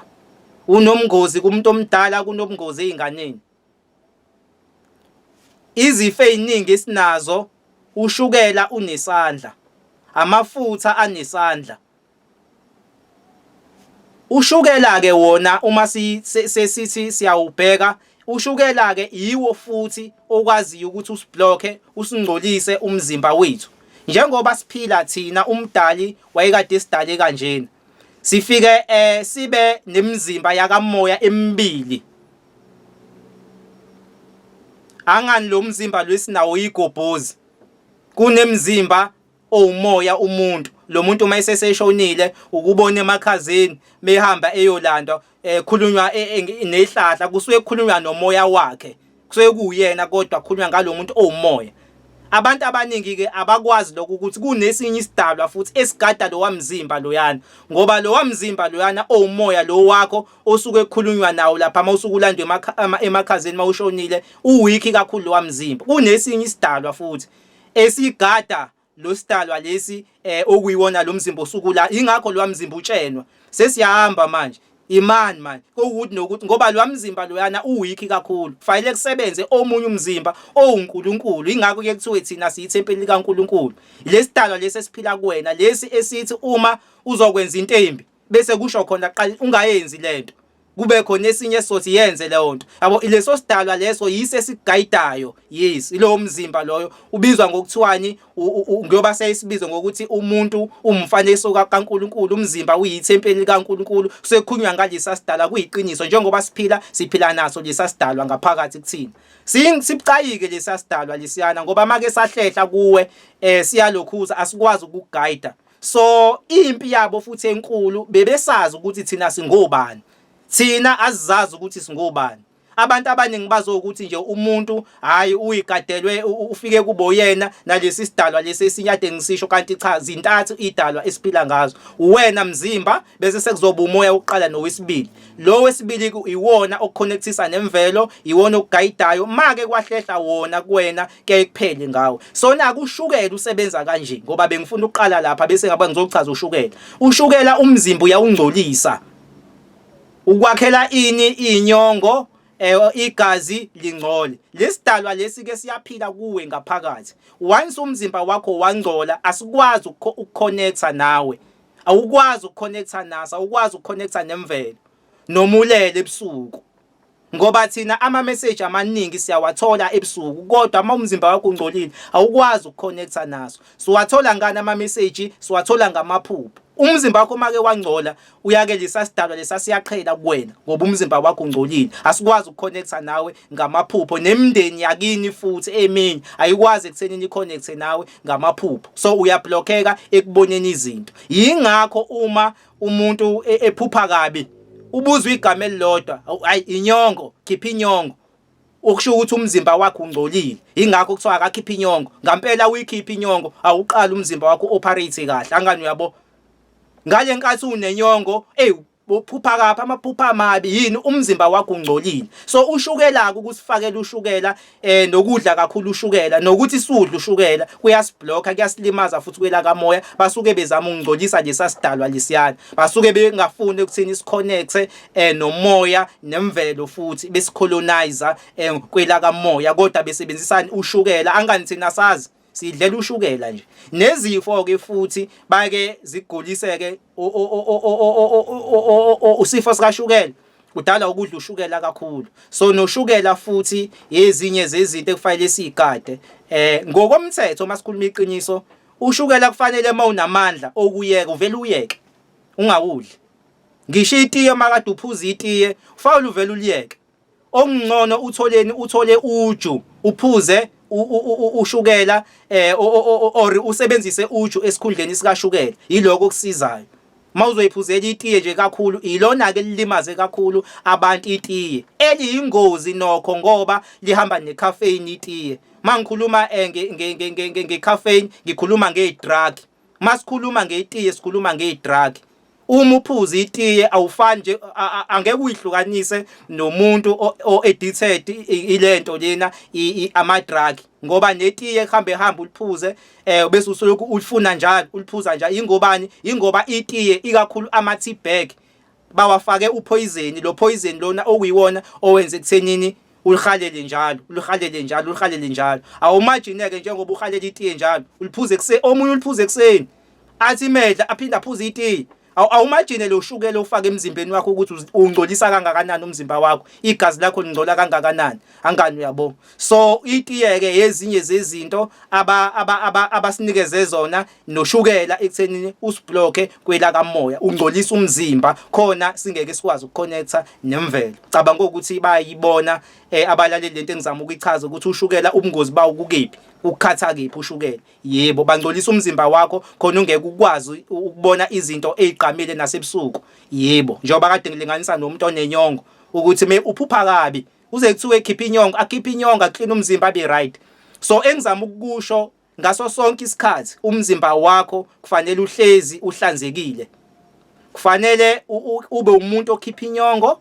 kufanele ube umuntu ogabhayo ube umuntu ochathayo ukuchatha kunempilo ngaso sonke isikhathi ukuwasha umzimba wakho uhlezi uflex umzimba womuntu kubalekile uhlezi uflex ngaso sonke isikhathi uyakhona ke lapho ukuconnecta nemvelo nalisa sidalwa lesiyana sisebenza kalula kuwena kodwa if ukuthi awunjalo lesa sidalwa siyahluleka ukusebenza kuwena kalula nezibonaliso zakho ziyangcola ngoba umuntu uyithempeli kaMdali walesa sidalwa lesiyana yebo yiso ke esiphethe impilo yomuntu zibambisene ke lezi idalwa mhlambe siyichaza ngelinye ilanga ngoba sezizonke ziba ungaki ezakini ezu6 imndeni yakini umuntu njengoba uhamba nemndeni yakubo ewu6 emgadini bese sekuzoba nalesi sidalwa lesidalwa ke lesi esibizwa ngoNkulunkulu bese sekuzoba ke idalwa ezimele imindeni yakini yonke lemndeni qala ngalena kini bese sekuzoba ilaphana kaGulu kwakho kaGogo wakho nangalena. So isisekelo somuntu ke sinjalo. So lezi idalwa ziyasebenzisana kodwa lesiyane siuNkulunkulu su-operator entweni eziningi mayike kwahlehla sona uyakube nenkinga kakhulu. Imvama uyagcina sokuba nezinkinga eziningi kanti uyishayelwa nje into eyodwa ukuthi wena umzimba wakho ungcolile ungakhona ukukonnecta nalezi idalwa zonke ngoba nazo zonke ayikhona ukukonnecta nawe ngendlela uma umzimba wakho ungcolile. Yebo. Angazi noma mhlawumbe ukhona umbuzo ngiqhubeke ngoba ngifuna ukushiya kakhulu Okay, siyabonga ngiyacela ukuthi ungene mfowethu. Okay, sabonga babuduma. No, ngifisa ukunezelela kule yashukela. Ukuthi uveze indaba ebalekile ukuthi uyabhlokha kwamoya uphinde futhi ube nezifo eziningi oyidalayo kuwena. Okunye mhlawumbe kumele sikuqaphele ngoshukela njengoba ukuvezile baba ukuthi kahle kahle mikhona indlela ungawuyeka. Okunye kumele ukuthi sikuqaphele ukuthi ushukela bawufaka lento ekuthiwa i-addictive chemical. Okusho ukuthi kunezinto ezinoshukela ezinale chemical eyenza ukuthi ube addicted. Once wa addicted uzolokhu ifuna njalo into onoshukela kanti iyakulimaza esimeni sakho sakamoya noma kwisidalwa lesamoya sikugadile. So ngizama ukushare iscreen la khona ngizokhombisa ilist yezinto ezilontuzo ezinoshukela ezine-addictive chemical esezingeni eliphezulu. So ngicela ningibekezelela nje la ngifisa ukusharisha iscreen. Ngicela ukubuza nasibona iscreen. Okay, siyavela. Okay, ake siye kuyona ke. Siyavela impela. Right. Nazi ke lezi zinto lezi zivezwe as izinto ezine high addictive chemical. Right, number 1 ipizza but if ufuna ukugxeka lezi zashukela uchocolate. Right? Now njengoba unoshukela omningi at the same time une chemical ukuthi ube addicted ukona. Right? Ama cookies, ama cake lawo anoshukela omningi now at the same time ane chemical ukuthi ube addicted. Ice cream, right? Kuqhubeke ama soda, lama drink esiwaphuzayo, yinenye icake, right? Kuqhubeke nje kanjalo. So izinto eziningi ezinoshukela nalezi ezinye ezinama fats zinama addictive chemicals kanti futhi at the same time ziyablocka kwamoya kanti futhi at the same time ziyakugulisa. Bengifisa ukuveza nje lokho nje ngicela ukubonga kakhulu. Ngicela ukuthi uqhubeke Mr Duma, the floor is yours. Bengifisa ukuveza nje lokho kuphela. Bonga siyabonga mhlonishwa, ngiyabonga mfowethu ukuthi nje unabe nokuthi uveze. Ngiyabonga kakhulu. Yebo kunjalo kunjengoba usewushilo ukuthi izinto lezi zasilimaza loze inoshukela omningi. Kufanele sizame ukuthi siyigweme. Ngiyabonga kakhulu. Asike siqhubeke sibheke okunye ngoba kunezinto njengoba sengichazile ngisadila nje nezinto mina ezizenza njalo eziwusiko impilo lwethu. Kukhona okunyeke futhi engifisa ukukuthatha okuyini okuyi-TV umabona kude. Umabona kude ezinye zezinto futhi ezisiqhelisayo nemvelo neziwucolonizayo umqondo wethu ekutheni unga-operate ngendlela ekufanele ngabe u-operator ngayo i-TV. I-TV na iyingozi kakhulu sizwe sakithi imedia nje. Ngizofaka i-TV ngifake i-radio inkundla zokuxhumana kakhulu umuntu ohlezi ehleli kakhulu efonini ebuka izinto eziningi imedia yakhona ekuthenini ikhathe kwi-universe nasesidalweni lesade ngikhuluma ngaso okuyisona sona esisiphethe nokuyisona ekufanele sinikeze ama message nokuyisona ekufanele sigade noma ulele ebusuku uyakhatheka ayikwazi ukuthi lezi idalwa lezi ziconnect nawe. Omunye uzoyibuza umbuzo ukuthi i-TV kanjani manje wavele wasidida i-TV nani isiyenzeni i-TV inkosi yami ngoba phela ukuyibukela into uma sibhekisisa kahle i-TV na iyi-mind control bebe yakhele ethenini sikwazi ukuthi siphike nayo kakhulu ukusiprograma thina ekuthenini ukusiprograma ekuthenini thina siphuphe ini yini okufanele uyiphuphe mawulele ebusuku ibona abakushayela umthetho besebenzisa ini i-TV.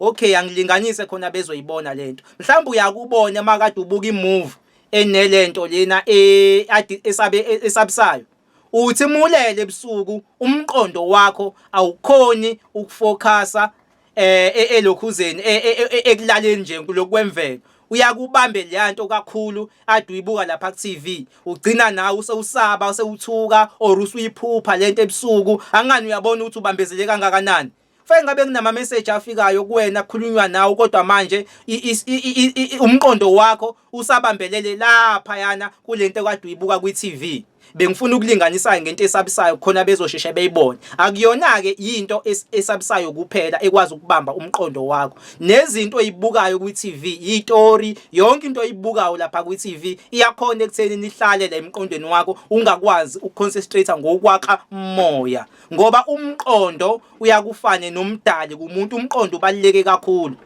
uma ngitshena abantu imfihlo uma kuukuthi unenkinga mhlambe ethile or mhlawumbe uxabene nomuntu uma usulele ebusuku uthole ukuthi lapho lo muntu loyo uyalokhuza uyaxaba umphupho enxabana naye yini eyenzakalayo lapho kusuke kusenseka leyanto kade yenzeka lapha yana emini bese kuqhamuka mhlamba amakhehla athile afika kutshena ukuthi hey yazi ukuthini lo muntu le kanje unikezwe mhlambe ngaye or mhlamba omunye uyambona lo muntu ukuthi niqabene naye mhlamba uzokwenza into ebusungu uyaplanela mhlamba ukwenzakalisa or uhambela indawo engekho right uyathayimisa ebusuku uyambona yabo ukuthi hawu lo ungihambela ngoba ade niqaba anganyabo ukuthi umqondo usebenza kanjani engizama ukuvesa umqondo uyakwazi ukuthwebula into mawususulele ebusuku imindeni yakini isebenza ngomqondo ngezinto ezisemqondweni wakho ikwazi ukuthi kulekelele okusho ukuthi uma ubeke emqondweni wakho izinto ezipositive imindeni yakini iyakhona ekuthenini isondele kuwena ngoba wena usondela ngokwemvelo ikusize mangase manje kube khona into ekuhluphayo uyicabange kakhulu uyibeke emqondweni kakhulu isikhathi eside uyoyibona lento ngoba usuyiphupha usukhanyiselwa yona ngobani ubeke lo yonto leyo emqondweni isikhathi eside uyabo so abantu abangasekho nesidalwa sisebenza kakhulu ngomqondo umqondo iwona obalekile kakhulu uma kuukuthi wena ubusy neTV nezinto ezibukayo uyacolonizeka umqondo wakho awukwazi ukuoperate ngendlela ngoba wena emqondweni wakho okusho ukuthi ubeke lezi zinto ezibuka ku TV engelona iqiniso sizwe sakithi uma ubuka istory namhlanje kusasa ubuka istory esodwa kusalokhu ubuka into eyodwa nje nangakusasa uyibukela ngo8 ubuka uzalo umqondo wakho ubambelelo uzalweni engazi kuzokwenzakalani ke ngakusasa hayi lona yabo lezi stories yakubamba umqondo wakho okusho ukuthi wena bakubophile kunesigaba ongeke ukwazi ukufinyelela kusona kwela kamoya kodwa mangase uyeke iTV mhlawumbe ube umuntu oyisondezayo mhlawumbe nemvelo umulalela mhlawumbe imisindo kakhulu yemvelo yabo ube umuntu ohlala wedwa yabo kuningi ubeke izinto ezipositive emqondweni wakho kuningi ongakufunda miningi ama message angaqhamuka kuwena ngoba wena ubeka izinto ezipositive yabo neziyiqiniso imndeni yakini izokusiza kodwa manje ubeke izithombe emqondweni wakho zamasposiso ubuka imovie abantu bayadubulana beqa imoto bawela into oyaziyo na ukuthi lento lena ayikazi iziyenzeke kodwa uyayibuka uthi entertainment awazi wena ngoba basitsheni lezi zinto benza ngamabomu awazi ukuthi lento uyayicolonize ilimaza umqondo wakho ngoba manje ubeke emqondweni wakho into engekho ningakazi yabakhona imndeni yakini ikuphi ezokusiza ngayo kulento lena oyibukayo engabe wena ubeka izinto ezipositive izinto ezokuphumelelisa izinto ezoya phambili yonke into oyifunayo ngempilo yakho mhlawumbe uneyinkinga yini mina ngingaphumeleli yini kunjena ngifisa ukwazi uma ubeke lezo zinto kakhulu emqondweni wakho wagxila kuzona imndeni izokwazi ukuthi kumithe halfway kodwa uma uzobeka istory yonke lento engekho ngeke ikwazi ukukusiza imndeni wake uyohlala nje naloyo nto leyo uzuhambe emhlabeni yini awuyiniki isikhathi sokuba wedwa ube nje imvelo ubeke izinto ezipositive ubuyele entweni empilweni eyiqiniso usebenzisa kakhulu impilo yamasposiso okuyimpilo yeTV oyibukayo ubuka into engekho lapha kwiTV so iTV nake bayisebenzisa kakhulu ukucontrola imiqondo yes imedia iyakwazi iTV na ukwakhela into engekho kube sengathi khona iTV ngakwenzela umuntu kuthiwa umuntu unecala lokuthi kanti akanalo icala lokuthi limbhixe ngobende inyama engayidlanga uze nikubeke nawe ngoba nibuka kwi-media lento angani phela i-media hayi iphumile lento ey'ndabeni kuwukuthi nokuthi uyibeke yona nize nimzonda umuntu ukuthi lento wayenza kanti akazange azayenza yini i-TV. So i-TV iyi-mind control, yiyo eyasetshenziswa abantu abasicolonizer ekuthenini bekwazi ukusicontrola ngayo ngokomqondo, isenza singakhonekthi nemvelo bese sikholwa lento abafuna yona ukuthi efunwa yibona ekuthenini sikholelwe kuyona, hayi le eyiqiniso bakufaka bona bakucontrola wena ukholwa yilokho nako okuyiqiniso nako kwamanga. Hayi ayisebenzi kanjalo impilo sizwe sakithi. Uma usufuna ukubuyela eqinisweni nokubona izinto eziyiqiniso, loyo nto uyibeka emqondweni wakho bese uhlala kwimvelo. Kwenye inkathi nje uyikhulumele wedwa muthanda, hayi lento ukuthi udidwa yilo uyibeke emqondweni uzoyibona uzoyithola impendulo yaloyo nto, hayi ukubeka izinto oyithatha kuma media oyithatha lapha yana kwi-TV na ezinye vele eyingekho. So bayisebenzisa i-TV na ekusicolonizeni. Ngicabanga ukuthi abantu bakithi bayibona lento engizama ukuyichaza ukuthi iyini lokwe-TV. Ngicabanga ukuthi bayakuzwa uma ukuthi mhlambe kukhona okuyimbuzo ngingathandi ukuhamba nje one way, ngiyaye ngidedele nje ithuba makhona ofuna ukubuza. Maye khona ngiyocela ukuthi angene, kodwa maye ngekho siyophinde siqhubeke futhi. Njengoba sazi ukuthi vele yonke into esiyenzayo ila ebusweni bethu isithathe asizibuzi thina ukuthi ngoba yini. U-TV mawuphelele usho ukuthi tell a vision. So vele inhloso yabo ukwenza lo tell a vision wabo yilo uDuma awushoyo ukuthi bayakutshela ukuthi imuphi umbono okufanele ube nawo wena, hayi ukuthi ube nombono wakho. Angithi thina sixhumana nabantu abadala through ama-visions, angithi through izibonakaliso. So uma bona sebekutshelile ukuthi buka le TV, lento ozoyibuka ku-TV, kuzothi ngalesikhathi sayiregister engqondweni yakho ukuthi ukwazi ukwenza okwakho. Abantu bakhe isidalwa sakho uDuma lesakhuluma ngaso sakamoya, mase sifuna ukukutshela sikuvezela ama-visions, ngeke salithola ithuba ngoba wena uzobubukeni le television oyibukayo iyona ezo-occupy i-space sesidalwa sakho lesefuna sikutshele si-communicate naso. Uma wenza njalo uyasiqosha isidalwa sakho, which is why kuyingakho uma senza imisebenzi yindaba singayilaleli radio singazibuka ama-TV makwezulu sethu acishani zonke lezinto. Enye izindlela yokukhombisa leyo ukuthi usukubiza abantu abadala uzobenzela umsebenzi. So uma ubenzela umsebenzi bazohlala kanjani kunalento lela le TV yakho. So ngiyavuma, ngiyabonga. Okay, sabonga kakhulu baba uMnyando okunezelele. Yazi uthe ukukhumbula umukhuluma ngakhumbula naleyo ukuthi even ngisho ekhaya kwakuthi mekukhona umuntu odlulile emhlabeni kuthiwa ningayibuka i-TV neredio ningayivuli. Sabonga kakhulu ngombono. Ngizocela ukuthi ngihand over kuba Duma unless mekukhona mhlawumbe usanombuzo, but hayi angisibone esinye isandla. Baba Duma, the floor is yours baba. Ngiyabonga, angibonge kakhulu nokugcwalisa nje ukuthi lokho esikushoyo kwamaqiniso kuye kube mnandi if ukuthi kukhona noqhamukayo akusekele lokuthi hayi ngempela kunjalo. Sidluleke sibheke futhi enye into abasikhathe ngayo kwi-universe ebalekile kakhulu. Uke wayithinta umhlonishwa umfowethu lapha mayengena wayithi uwikha phezulu ekhuluma ngokukhonektha kwethu nomhlabathi. Yenye into leyo abasikhathe ngayo futhi indaba yecathulo, icathulo lesi esiyithandayo. Icathulo kahle kahle zihamba neagenda. Bayasikhatha kwi-universe ngoba thina sisahamba ngenyawo, okhokho bethu besahamba ngenyawo bengasifaki isicathulo. Babekwazi ukukhonektha nomhlabathi njengoba umfethu echazile wathi thina sinemela nini. Ngakho ukuhamba ngenyawo kuyakhona ukuthi uchargeke. Yebo, ngiyaye ngichaze njalo lokho ukuthi ila ngaphansi umuntu unama chakras enyaweni.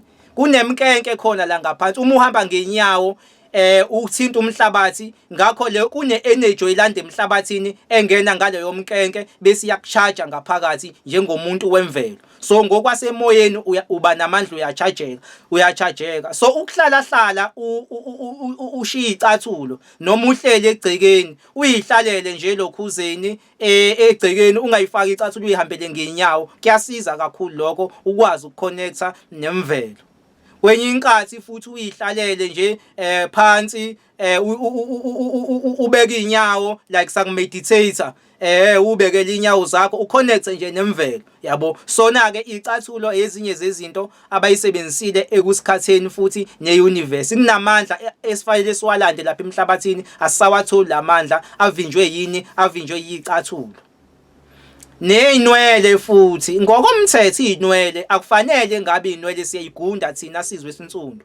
Ngokomlando waseAfrika inwele zasikade ingagundwa ngoba inwele nazo futhi ziyi-aerial ezixhumanisayo nabantu abangasekho nemoya, zixhumanisa futhi nomkhathi nemvelo inwele. Yingakho abantu bakamoya imvama izangoma inyanga bayake beyishiya inwele. Izangoma zenza kakhulu ama dreadlocks ngoba ayazi ukuthi inwele ziyi-aerial ezixhumanisa nemvelo nomkhathi nezidalwa zixhumanisa nomoya unkana inwele. Yebo, yingakho uma uzohamba endaweni enomoya omubi ngaphambili uze ungakafiki lapho uzwe kushaqwa inwele ibophana uthi uyasondela hayibo kwabophana inwele bese uyajika uyabaleka. Utshenwe yini ukuthi lapha kunento embi? Utshenwe yinwele. Angani uyabona ukuthi lesi sidalwe engikhuluma ngaso ukuthi siyakwazi ukukuthayimisa ezintweni uma kuukuthi usesimeni nawe uyimvelo. Kodwa uma usungasekho kwimvelo siyakuyekelela ezintweni. Thole ukuthi abantu sebehlezi beba nezinkinga ingoba lesasidalwa lesiyana asabambethe asekho vele asikho activated ngobani bona sebehamba ngalendlela yabezizwe ezizosikhatha ngoba bebesazi ekuthenini singoba. Neinwele ke ngokunjalo ke sibambe elikhulu iqhaze ukuthayimiseni siyakconnectisa nomkhathi nabantu abangasekho nemvelo yonkana. So neinwele futhi kubalekile ukuyishiya ukuhamba ngeenyawo, kubalekile futhi ukuhamba ngeenyawo. Ezinye zezinto ezibalekile ekuthenini leso sizenze. Uma siqhubeka futhi le ngizongena kuyona manje ithanda ukuthi ukujula kancane ngizokwehlisa nezwi mama ngikhuluma ukugeza indlela esigeza ngayo. Iningi labantu abaqondi ukugeza ukuthi kuhamba ibanga elingakanani kwela kamoya. Uma usukugeza usukuyihlambulula uhlambulula umzimba wakho usukuzingcwelisa ekuthenini ube clean. Kunephutha ke silenzayo masigeza siyake sisebenzise abantu abaningi besilisa mhlambe nabo ngalena kodwa angiboni.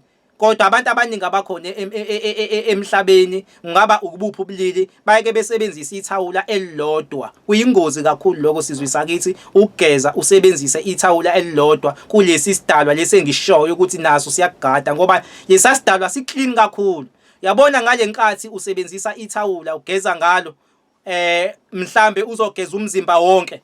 Lelo thawula lolo sekuyafana nokuthi lelo alisahlambulukile. Once ithawula lasuka ngala enhlabeni laya ngenzansi wageza lamaphatha ngenzansi lelo thawula olisebenzisayo alisahlanzekile alisahlambulukile ngokwakamoya. Kodwa kufanele ube nethawula langaphezulu nelangenzansi. Okusho ukuthi ithawula elinye lizomela lona ekutheni ligeza kuqala mhlambe ekhanda kufika lana eswini. Elinye lizoqala ngala bese liyehla ugeze lamaphathi ke lawa ashisayo. Amaphathi ashisayo ayagezwa wonke sizwe sakithi uba nesineke njengama Muslim.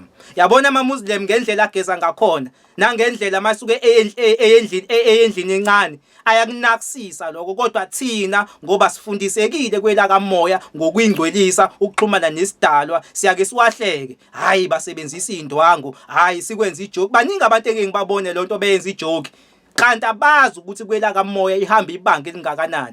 Lesi sidalwa lesi engishilo ngathi singcwele kakhulu esingimbathayo siyazwela kakhulu. Ngakho kufanele uhlezi uhlambulukile ngoba siyangimbatha sisebenzisana nalomzimba wakho lo omunye. Ngale nkathi wena ungcolile kufana nokuthi kungcolele wamzimba wakho lo wakamoya asikwazi ukunamathela kuwena. Ingakho kubalekile ukugeza, ugeze futhi ngendlela okuyiyona yona uwahlukanisa amathawula. Ube nelaphezulu bese uqala uyageza konke umzimba futhi ungashiyi indawo. Uwehle ugeze usebenzisa amathawula amabili kubalekile futhi lokho. Ihamba ibanga elideke leyo kugeza kodwa ngizoyibamba lapho ngoba vele nalendlela esigeza ngakhona ayisesiyo nalamanzi esiwasebenzisayo akuwona kodwa ke akusenani okungcono uma ugade lokho ke ngoba kahle kahle siza abantu ababegeza emfuleni ya kodwa ke sesingakuyeka ke lokho kodwa muyibambe ekuhlukaniseni amathawula hawo buqedileke lapho abe mabili ozolisebenzisa liqala phezulu lifike ngala elinye ebe2 lingabi ithawula 1 ngoba uyasicindezela lesasidalwa lesiyana ifuku ukuthi wena usebenzisa ithawula elilodwa leli thawula leli la ngenzansi alikwazi ukubuya uzogeza ngalo ngaphezulu ngoba lisuke selingasahlambulukile. Ngiyafisa futhi ukuthi ngibambe mhlambe makukhona umbuzo futhi aphinde futhi angene mawukuthi ukhona umbuzo khona. Mawukuthi awukho mhlambe ke sesizoqhubeka. Okay. Hayi mengithi ngiyabheka babuduma ngathi asikho isandla esiphakamile. But mina nginawo umbuzo kodwa futhi kuthi angugodle. Ake okay nase isandla sivela. Nangu baba umthethwa evela. Ake nginikeni iplatform. Baba umthethwa the floor is yours baba. Yebo, bengisafuna ukubuza futhi kumakhulu indaba yokugeza. Njalo ngendaba yeinwele ukuthi njengabanye la lezi zinto esizigcobisayo ziwumngozi kanjani nazo vele mazi ukuthi siyageza zona esizigcobisayo azinabo ubungozi noma inabo ubuthi mhlambe noma ezingenza ukuthi sikwazi ukuhlukanisa naleso sithunywa leso noma naleso naleyo muntu okufanele siconnecte naye. Lokho bengifuna ukukuza. Okay sabonga kakhulu baba umthethwa ungasehlisa isandla ngifuna ukucheck ukuthi khona noma umunye ophakamisayo yes PL Chiliza the floor is yours. Yebo ngicela ukubuza nimani bengakhulumi ngicela ukubuza ngeke kuthiwa lesidalwa enisibalulayo asondele kuwena uma ulala unqunu noma uzolala udiniwe. Ngithi kusho njalo angazi uma kuyiqiniso ngiyacela mina nalo ulwazi. Ngicobelele ngalapho. Okay. Hayi sabonga kakhulu baba ngombuzo omuhle sabonga kakhulu.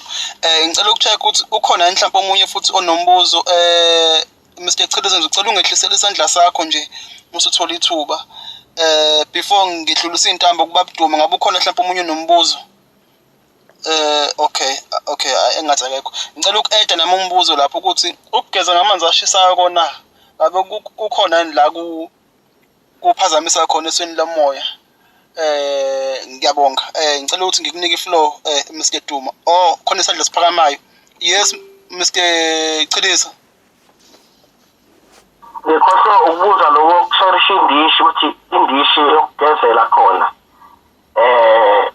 kubaluleke kangakanani ukuthi ube nendishi yakho yokugezela nokuthi mhlambe kulabagezela kobhavu mhlambe mangasigcile la lapho nisichazele nangakhona. Yabona. Okay ayisabonga kakhulu Mr. Chiliza sabonga kakhulu. Ngicela ukuthi ngithathe intambo nginike ubabuduma. Babuduma the floor is yours baba. Ngiyabonga kakhulu ngembuzo esivelile. Ngizoqala ngalo ukuqala nje lo wekhanda ukuthi ngabe la ekhandeni ezintweni esizikhathayo ngabe azinawo yini umphumela ekuthenini siphazamiseke ekuxhumaneni nemvelo izinto esizikhathayo. Zinawo umthelela kodwa hayi zonke. Kodwa zona zinawo. Njengani njengokudaya inwele uyibona ukuthi mhlambe sezimhlophe bese usuyayidaya.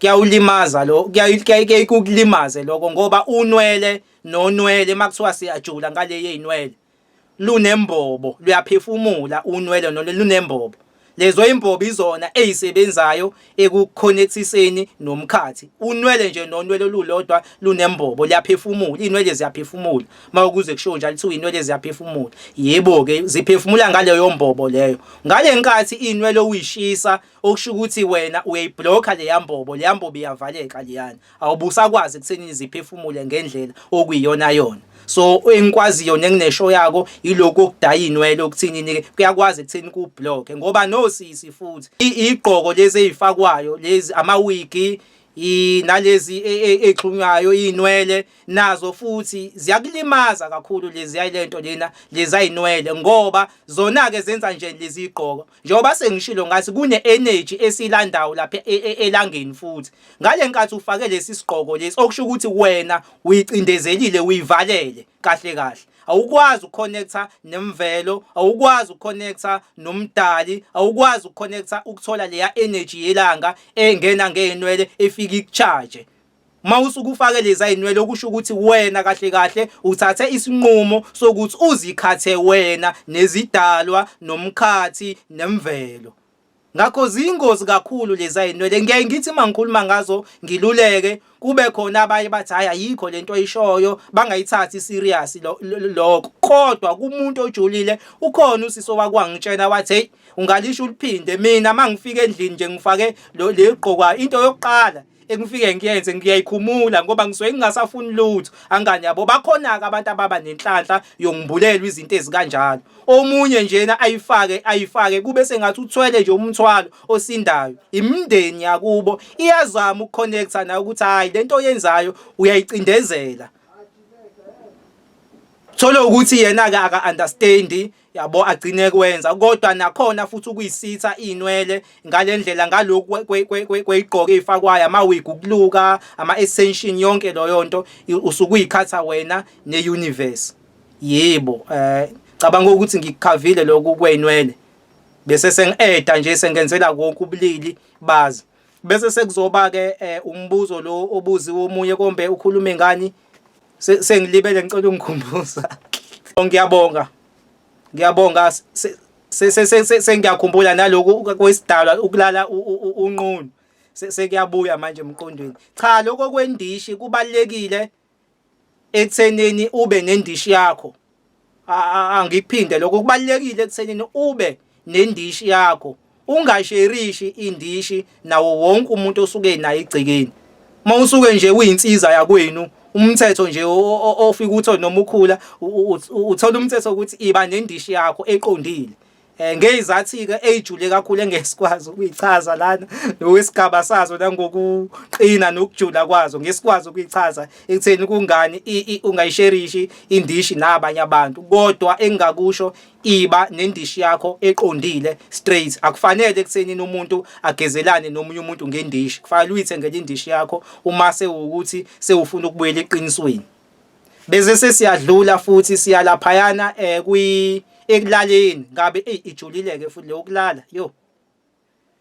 akuvumelekile ukuthi ulale unqunu ngoba lesidalwa njengoba echazile ukuthi lesidalwa asikwazi ukulokhuza ukufika kuwena ukukhonza ngawo unqunu yebo kuba njalo impela awuvumelekile ukulala unqunu kodwa ke kufanele ukuthi uhloniphise kube khona ozokugqoka yebo kubalekile lokho nokulala phansi futhi kwenye inkathi kubalekile kakhulu ukulala phansi siyajabula kakhulu lesi sidalwa nokulala futhi ubheke phezulu ubalekile futhi ukulala ubheke phezulu kodwa ngiyaluleka uma ungakayiqali ukuphila lempilo esisho manje ungalala ubheke phezulu ngoba uzolala ubheke phezulu lana emoyeni kunemoya eminingi emibi le moya lena emibi lesidalwe ngisho ukuthi singcwele yiso esilwa nale moya uma kuukuthi wena uzolala emoyeni ungakaconnect nemvelo thola ukuthi sisahlehlile lesidalwa uzodlala imoya emibi thola ukuthi ulela ubheke phezulu usuphupha abhlungu uyacindezeleka uzoyidlalela imoya emibi ngoba awuvikelekile kwela kamoya lesidalwa sisondelile kuwena angani uyabo so uma usuqalile nawe usubona ukuthi hayi uzozizwa nawe emandleni hayi ngeke ngira usungaqala ulale ubheke phezulu akufanele ngabe silala ngendlela esilala ngayo ngokomthetho kufanele ngabe silala phansi sibhekela phezulu yebo uzokwazi ukumbulelwa lapho uthole izinto eziningi Nokulala ngokuhlukana futhi kubaluleke kakhulu. Sikhule thina oma wethu nobaba wethu bebengasebenzisi umbhedo owodwa, babesebenzisa imibhede eyahlukahlukene. Babe namasingili ngapha nangapha. So ukulala ngokuhlukana kwenye inkathi kubalulekile. Uma uyovakasha uyuvakashe kodwa bese ubuye uyibela wedwa. Uwenzelani naloko? Wenzela ekuthenini imindeni yakini nezidalwa zikwazi ukuthi sicommunicate nawe, zikwazi ekutheni zikhulume nawe. Ngoba if nilele nibabili uthola ukuthi nokulala kwenu akubusisekile vele kwela kamoya nikahlanganiswa ngendlela. Yabo, so uyakulimaza izinto eziningi. Baningi abantu abablockekayo ekufike ngabe sebethola ama message amaningi kodwa imindeni iyahluleka ukusondela kubo ngoba bahlezi belele ngabeli. Noma ngakuthiwa futhi uphelele kunezigaba zakhona. Okufanele ukuthi le sigaba uyazila ulala wedwa ngale igaba. So ukulala ngaso sonke isikhathi nibabili kuyingozi kakhulu kwela kamoya. Okubalekile nje ukuthi uhlalahlale ubulale wedwa udedele ispace semindeni nokusemoyeni ukuthi ukwazi ukuthi kufike kuwe. Kodwa uma umuntu ohlezi nibabili nje kanje uba nenkinga ehambeni kwesikhathi ngoba awukwazi ukuconnecta nalesi sidalwa. So leyo kulala futhi ibaluleke kakhulu, ijulile kakhulu, bengifuna ukuyichaza futhi nayo. Ngicabanga ukuthi sengiyikhavile imibuzo bese sekuzoba ilena yokudinwa. Ukulala udiniwe ukhona nombuzo mhlambe ngibona. Hello, ukhona umbuzo? Amanzi ashisa eza ngamanzi abandayo kuyasiza kakhulu ngoba vele thina singabantu bemvelo.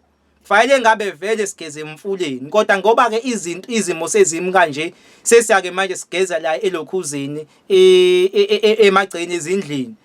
Kodwa amanzi kubalekile ukugeza ngamanzi abandayo. Imindeni yakini futhi iyakishesha ixhumane kahle noma ugeza ngamanzi abandayo. Kodwa uma ugeza ngamanzi ashisayo nakhona futhi uyablockeka ngokwakamoya.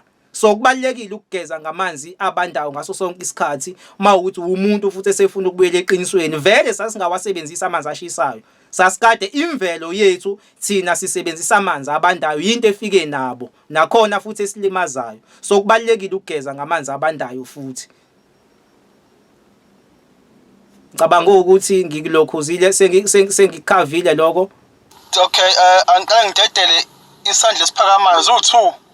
Ngizoqala ukudedela Mr. Okay, uAna nomfana ufikile no Mr. Mnyandu. Yeah, ngicela ukuthi ngibadedele. The floor is open.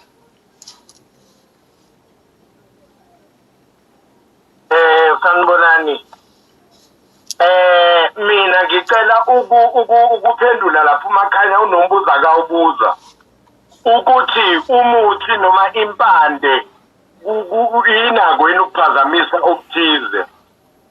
Ngolwazi lwami yonke into ekhona emhlabeni ikhonela ukusiza thina. Inkinga ukuthi uyisebenzisa kanjani leyo nto oyisebenzisa, ngabe impande ngaba umuthi. Uma thina sithi simvelo, imvelo iyithina. Uma sihlala emahlathini, siphile emahlathini, siconnecta, iyasilapha ngokwenza kanjalo imvelo. Ngokwenza kanjalo siyayinakekela, asiyibulali. Kodwa kuyonakala ke uma ngabe sewenza njani. Uma usuhamba ke uya kulesa sihlahla usiqhamulela indlela yokuthi ngesakwazi ukumila, ngesakwazi ukubesiqhubeke sisize omunye umuntu, wena usuba selfish, ususimba phansi, usuyasixebula, usuyasigcoba, usuwenza lokho. Ungakushiyi okokuthi omunye aphinde asizakale, aphinde uthole lo amthunza lesasihlahla. Kuphinde kube ukuthi mawuzoyisebenzisa impande, kubalulekile ukuthi uzenzele wena. Imithi ingcolisiwe. So uma uthenga emakethe, uthenga kubla uthenga khona, ihlukunyeziwe ngalesikhathi ikhiwa. Bekujahe kuzokwenziwa imali la. So wena mawuziyela wena ehlathini uzikhelela wena, uzisebenzisela wena, uzowukhulumisa njengoba seshila umthombeni uthi ngomlomo siyadala. Uzowucela njengoba usukucela nokuhlaba isikhwana uyasicela ukusaba, awuveli usidumele nje. nawo ngokunjalo umuthi uyawucela ukusebenzisa. Nayi ke catch lesidalwa esingayifuni into engeyona sokwenza njani sizobaleka nje badishila udumo. Kodwa mangabe uyisebenzisa leso sikhathi into yesikhashana le ufanele ubuye uzihlambulule futhi. Uma usuzihlambulula usumukela lesidalwa ukuthi besidedelile ngalesi sikhathi udenza le yanto. Mawusuqedile uyazihlambulula wena usuwenza into ezoklenza ukuthi ube right sibuye isidalwa size kuwena. Inkinga yindawo la sizithatha khona lezi zinto azikho right lezo ndawo. Sibulala imvelo futhi ngokwenza kanjalo. Ngiyabonga. Okay, sabonga kakhulu Mr Mnyandu, sabonga kakhulu ngokunezelela nokuphendula. Ngicela uthatha leli thuba nginika uAnna. Anna, the floor is yours. Okay, ngiyabonga kakhulu. Bengithanda ukunibingelela nonke. Bengisacela nathi ukubuyisela emuva kancane futhi uDuma mayelana nenwele ukuthi iyiphi indlela ke right ukuthi sizinakekele inwele zethu. Ngoba I think naseBhayibhelini liyasho ukuthi izinwele akumelanga siziqhine, but then yiphi indlela like right esingayisebenzisa ukuthi sizinakekele inwele zethu. Ngiyabonga. Okay, sabonga kakhulu sasana. Ngizocela ningehlisele izandla bese ngithatha izintambo ngiyibusele kuBabduma. Babduma. Ngiyabonga kakhulu ukugcwalisa. Bese siyadlula. Ngicabanga ukuthi uma ukhuluma ngamafutha ukhuluma mhlambe ngoba khona bazodide ucaba cooking oil. Ngiyafisa ukuthi unabe nalapho futhi. Yeah. Yeah, hayi cha, mhlawumbe angiliyanisi uVaseline angibeke kanjalo ngoba kusamafutha nawo. Kodwa lawo ogcoba nje impela emzimbeni yes. Asibonge hayi bese impela hayi bese ngizokushaya mawuthi ucooking oil. Ngoba manje ucooking oil iwona engifuna ukuzowuhlaba manje. Ngoba manje ezinye zezinto ezisibulele ucooking oil ngokomthetho uma sigxila singena emafutheni. Amafutha kahle ngiyacela umhlonishwa ungivalele imic ngiyabonga. Uma sigxila ngamafutha, amafutha yiwo futhi abawasebenzisayo ekusiblockeni. Kufike kuba amafutha inyama yengulube. Lezo zinto zowuthuza ingozi. Cooking oil bese sekuzoba inyama yengulube, ipork. Lezo zinto zingcole kakhulu ngangokuthi lesidalwa esiphila kuwe ngaphakathi. Uma usebenzisa lezo zinto kuyayikhamba sihlehle kuwena uma usebenzisa kakhulu inyama yepork. Inyama yepork ingcole kakhulu. So if usebenzisa inyama yepork imvama awubi nezibonakalise eziqondayo uyablockeka nje ngokwakamoya ipork. Namafutha ke ngokunjalo enza into eyi1 mawusebenzisa amafutha kakhulu ayagulisa futhi ayakublocker. Kodwa ipork kakhulu engifuna ukugxila kuyona ngokwakamoya ipork ingcolile kakhulu. Cabanga ekuthenini abantu bakithi bayazi ukuthi ihlala phi ipork nokuthi idlani. Noma udlula la ihlala khona ipork uyeza ukuthi kunuka kanjani. Uma ngase uhamba uyobona into eyidlayo ipork uyabona lesilwane esingcole kangakanani. Ngokocwaningo kuyavela ukuthi ipork ngaphakathi inezibungu. Amafutha ayo anezibungu ingaphakathi ilayo linezibungu. Ngokocwaningo bangahamba abantu beyiresearcha lento makuthi abayikholwa. Kodwa nje ngisho even odokotela impela bayakusho lokuthi inezibungu ilento lena ipork ngaphakathi. Yes ibiology yakuveza lokuthi inezibungu. Okusho ukuthi uma wena uyidla usukufana njengomuntu ozingcolisayo ngaphakathi. Ukungcola ke kwakho kuhlehla kwalesa sidalwa lesiyana esengishilo ukuthi singcwele. So ipork ezinye zezinto abantu kufanele beyigweme bengayidli ipork. Inomthelelo omubi kwelakamoya. Namafutha futhi ezinye zezinto kufanele engabe asiyisebenzisi. Uma sewuqala sewubuyele eqinisweni engacela mina ukuthi unciphise okungcono uthenge izinto ezifana lezi ozokwazi ukuyithola inyama ezamanoni uzikhiphele wena amafutha ukudla kwakho bese usukuthosa ngalewo mafutha ungasebenzisi u-cooking oil ngoba u-cooking oil uyingozi kakhulu ngokwemzimba yethu uyasingcolisa uyasigulisa futhi ukunikeza inkinga kwela kamoya u-cooking oil. Bese siyabuya sizokhuluma ngokudinwa. Uma uwumuntu akufanele uhlezi udiniwe ngoba isisekelo somuntu sino positive no negative, umoya omuhle nomubi. Yingakho uma uzokwenza into embi kuyaye kube khona into ekukhuzayo ungayenzi lento bese kuba khona enye ithini hayi yenze lento, kuba khona imimoya eshayisana nayo isisekelo somuntu okusho ukuthi umuntu uphila ngani kukhona imimoya lana emihle nemibi. Wena ke ofuna ukubuyelana neqiniso ofuna ukubuyelana nalesi sidalwa engishilo ngathi singcwele kufanele uhambe ngomoya omuhle. So ukudinwa ufola anda umoya omuhle, ukucasuka kufola anda umbuso wobumnyama. Uma kuwukuthi uwumuntu olale ediniwe nohleze edinwa ngaso sonke isikhathi ongathetheleli ongaxoleli ufana njengomuntu osiblokhayo kwela kamoya kuwena umdali akaphili akangibathi umbathwa womubi. Yingakho umuntu onenhliziyo embi ohleze ediniwe ugcine secabanga izinto ezimbi ngaso sonke isikhathi ukubulala. Maningi ama-chances ukuthi lo muntu athakathi, maningi ama-chances ukuthi lo muntu abulale ngoba vele kuyena ngaphakathi kuphila bani, kuphila omubi ngoba unenzondo. Kodwa uma kuwukuthi uyadinwa vele sonke siyadinwa emhlabeni kodwa dinwa ubuyele nganeno uyazi ukuthi lento oyenza la manje sekuyinto ezokufaka emngozini kwela kamoya ezohlehlisa isidalwa sakho esingcwele uzoyidlalela isathanzima ngoba uzo-attracta imoya yobumnyama kuwena ngaphakathi ngoba isidalwa sokulunga siyobe sehlehlile ngoba sona samsana nokudinwa samsana nothando. So ngaso sonke isikhathi kufanele u-attract umoya wothando lo ukudina ungawusebenzisi kakhulu noma udiniwe kube yinto ehlanzayo. Umuntu mecasuliyo iba honest nje umtshele no mfowethu wenza into ukuthi nokuthi wangicasula lento ungaphindi uyenze. Ngaso sonke isikhathi hlambuluka. Kubalekile ukuthi umuntu ngaso sonke isikhathi emoyeni wakho ahleze ehlambulukile angahlali namabibi ngoba uyazilimaza yena usibloka yena kwela kamoya uyazibambezela futhi ngoba kukhona isigaba angeke akwazi ukufika kusona ngoba usuke isidalwa ezinhle eziphilayo la kuyena seyihlehlile ese-operatewa yena umimoya yobumnyama.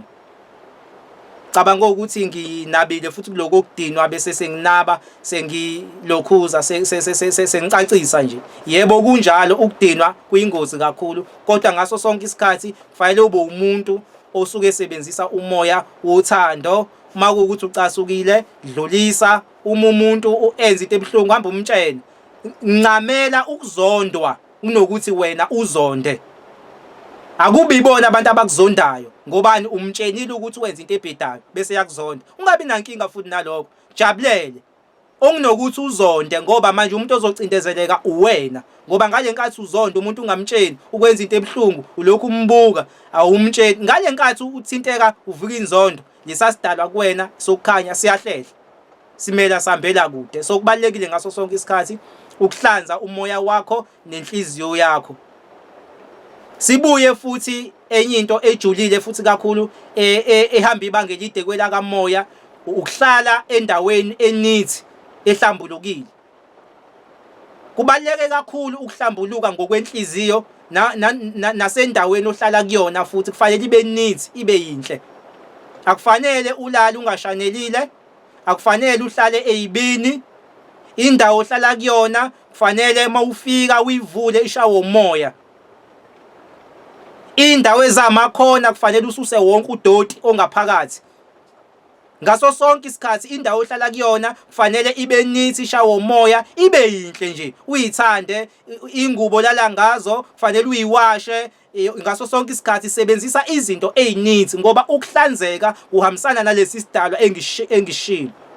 Ungcola make wangcola lesasidalwa siyazwela siyahlehla bese uba nezinkinga kanti manje uwe oyiqhathe nezinkinga ngoba lesasidalwa hlehlile kusondela imoya yobumnyama. So kubalekile ekuthenini ugqoke izinto eziclean nokuthi futhi endlini ohlala kuyona kube nithi yonke into ibe nithi. Yes, so okusho ukuthi kahle kahle kufanele ube nithi ngokwenhliziyo nangokwendawo ohlala kuyona.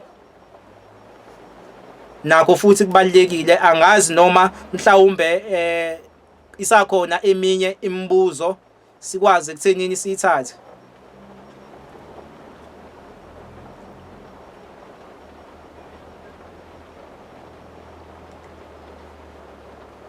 Asibonge, ngiyabonga. Ngiqale ngalokhu kwengulube ekuthenini ukudla okuningi like njengokuthi njengayo ingulube ama-sausage kusetshenziswa wona amathumbe engulube, kwezinye zezinto ongeke ukwazi ukuyibona ingulube kodwa kwenye inkathi isuka ikhona. Nayo-ke into ekufanele uyenze lana nebalekile, thina abantu abansundu sadalwa kanjena, sinamandla wonke, umlomo wethu uyadala.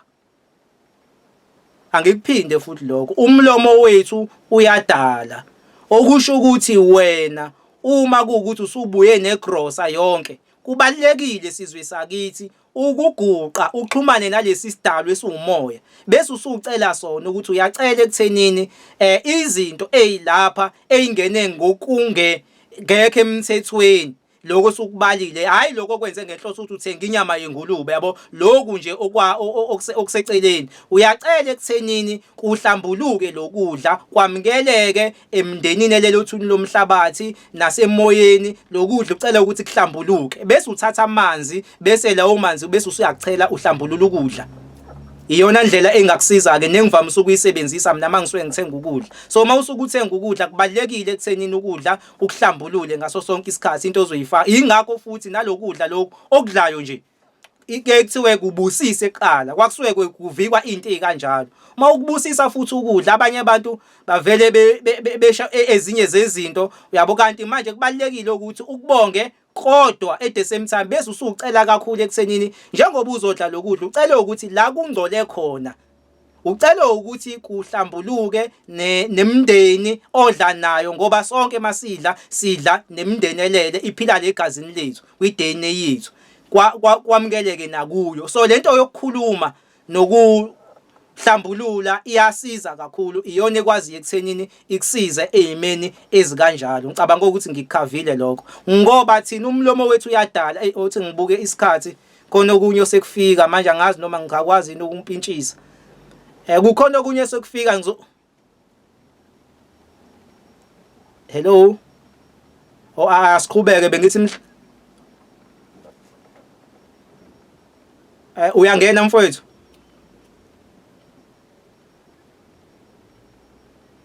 Ten minutes. Okay, hayi ngizozama ukulokhuza ukusheshisa. Umlomo wethu thina uyadala, yingakho kungafanele uyiqalekise wena. Iphutha abantu abalenzayo bayasiqalekisa bona.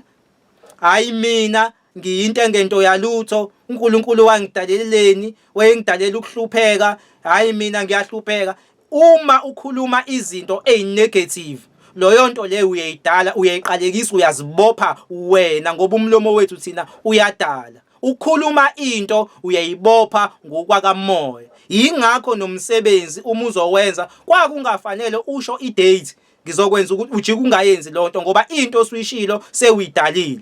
Uma umuntu ohlale eqalekisa ngaso sonke isikhathi ezibukela phansi, maningi amathuba ukuthi uzushone ungaphumelelanga empilweni, ucindezelekile ngoba usiqalekisa wena. Kodwa uma ukhuluma positive ukuthi hayi nginenhloso ukuthi ngibe khona emhlabeni, ukube ngangekho inhloso ngaba ngikho, kufanele ulethe imiyalezo epositive. Neyinkinga enginazo umdala uyazi, usazongikhanyisela ngaso sonke isikhathi. Athetha umoya opositive, musu ukukhipha izinto ezinegative. Ngibona esinye isandla sosibili, ubaba uMabhida, ngibona ngathi isandla siphakamile.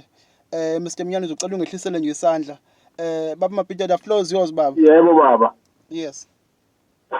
Hayi baba, akukho okutheni kuphela nje ukubonga nokukhula emphefumulweni nasenyameni. Ngiyabonga kakhulu ngoba singakhula sibe mpunga, kodwa lento manje enikhulumayo isenza sikhule nangokwengqondo nangokomphefumulo. Ngiyabonga kakhulu. Awu, siyabonga kakhulu nathi baba, siyajabula menibonga, siyajabula kakhulu. Ngicela ukuthatha leli thuba since sesingasekho esinye isandla bese ngibuyisela kuBaba Duma, sesiyayivala amanye siyayigoqa. Baba Duma, awokuvala nje baba, the floor is yours baba. Ngiyabonga kakhulu, sengibhala njena. Ngiyabonga ukuthi sikhulume sibe sonke, sibonisane, sifundisane ngalezi zinto. Ngiyajabula kakhulu nami, hayi ngoba ukuthi nathi suke sazi kakhulu, kodwa kusuke kukufundisana nokukhumbuzana ukuthi thina singobani, ngoba thina singabantu bemvelo thina, kodwa kuphela manje sisusiwe kwimvelo, lokho kusenza ukuthi singakwazi ukukhonektha nezidalwa nobuthina. Ingakho-ke siyazame ukukhumbuza abantu ukuthi bawobani, ukuze sizokwazi ukubuyela emvelweni, sizokwazi ukuthi sikhonekthe nemumva lethu nesisekelo sethu, ngoba ukufa kwesisekelo nemumva lethu okusho ukuthi phela ey'nganeni zethu kuyoba njani, ngoba ithini ekufanele esibasha, ekufanele manje sibuyise lolu lwazi. Ngiyabonga kakhulu ekuthenini bakwazile, ekuthenini bebe khona abalandeli nabalaleli khona, sihlangane. Iloko kuphela nje bekukubonga, akukho okunye. Hayi, siyabonga kakhulu nathi baba, siyabonga kakhulu nakuwo wonke umuntu obekhona nje ukuthi sihlangane sibe ingxenye ngenhloso yokuthi sikhulisane. Siyabonga kakhulu, sibonge nakwi-guest yethu. Siyacela ukuthi siyibambe la iy'ntambo. Sesohlangana next week ngoLwesibili, as kukhona elinye iklasi sobe sivakashela uBaba Duma again, siqhubeka no part 2 womlando wokukolonizwa komuntu.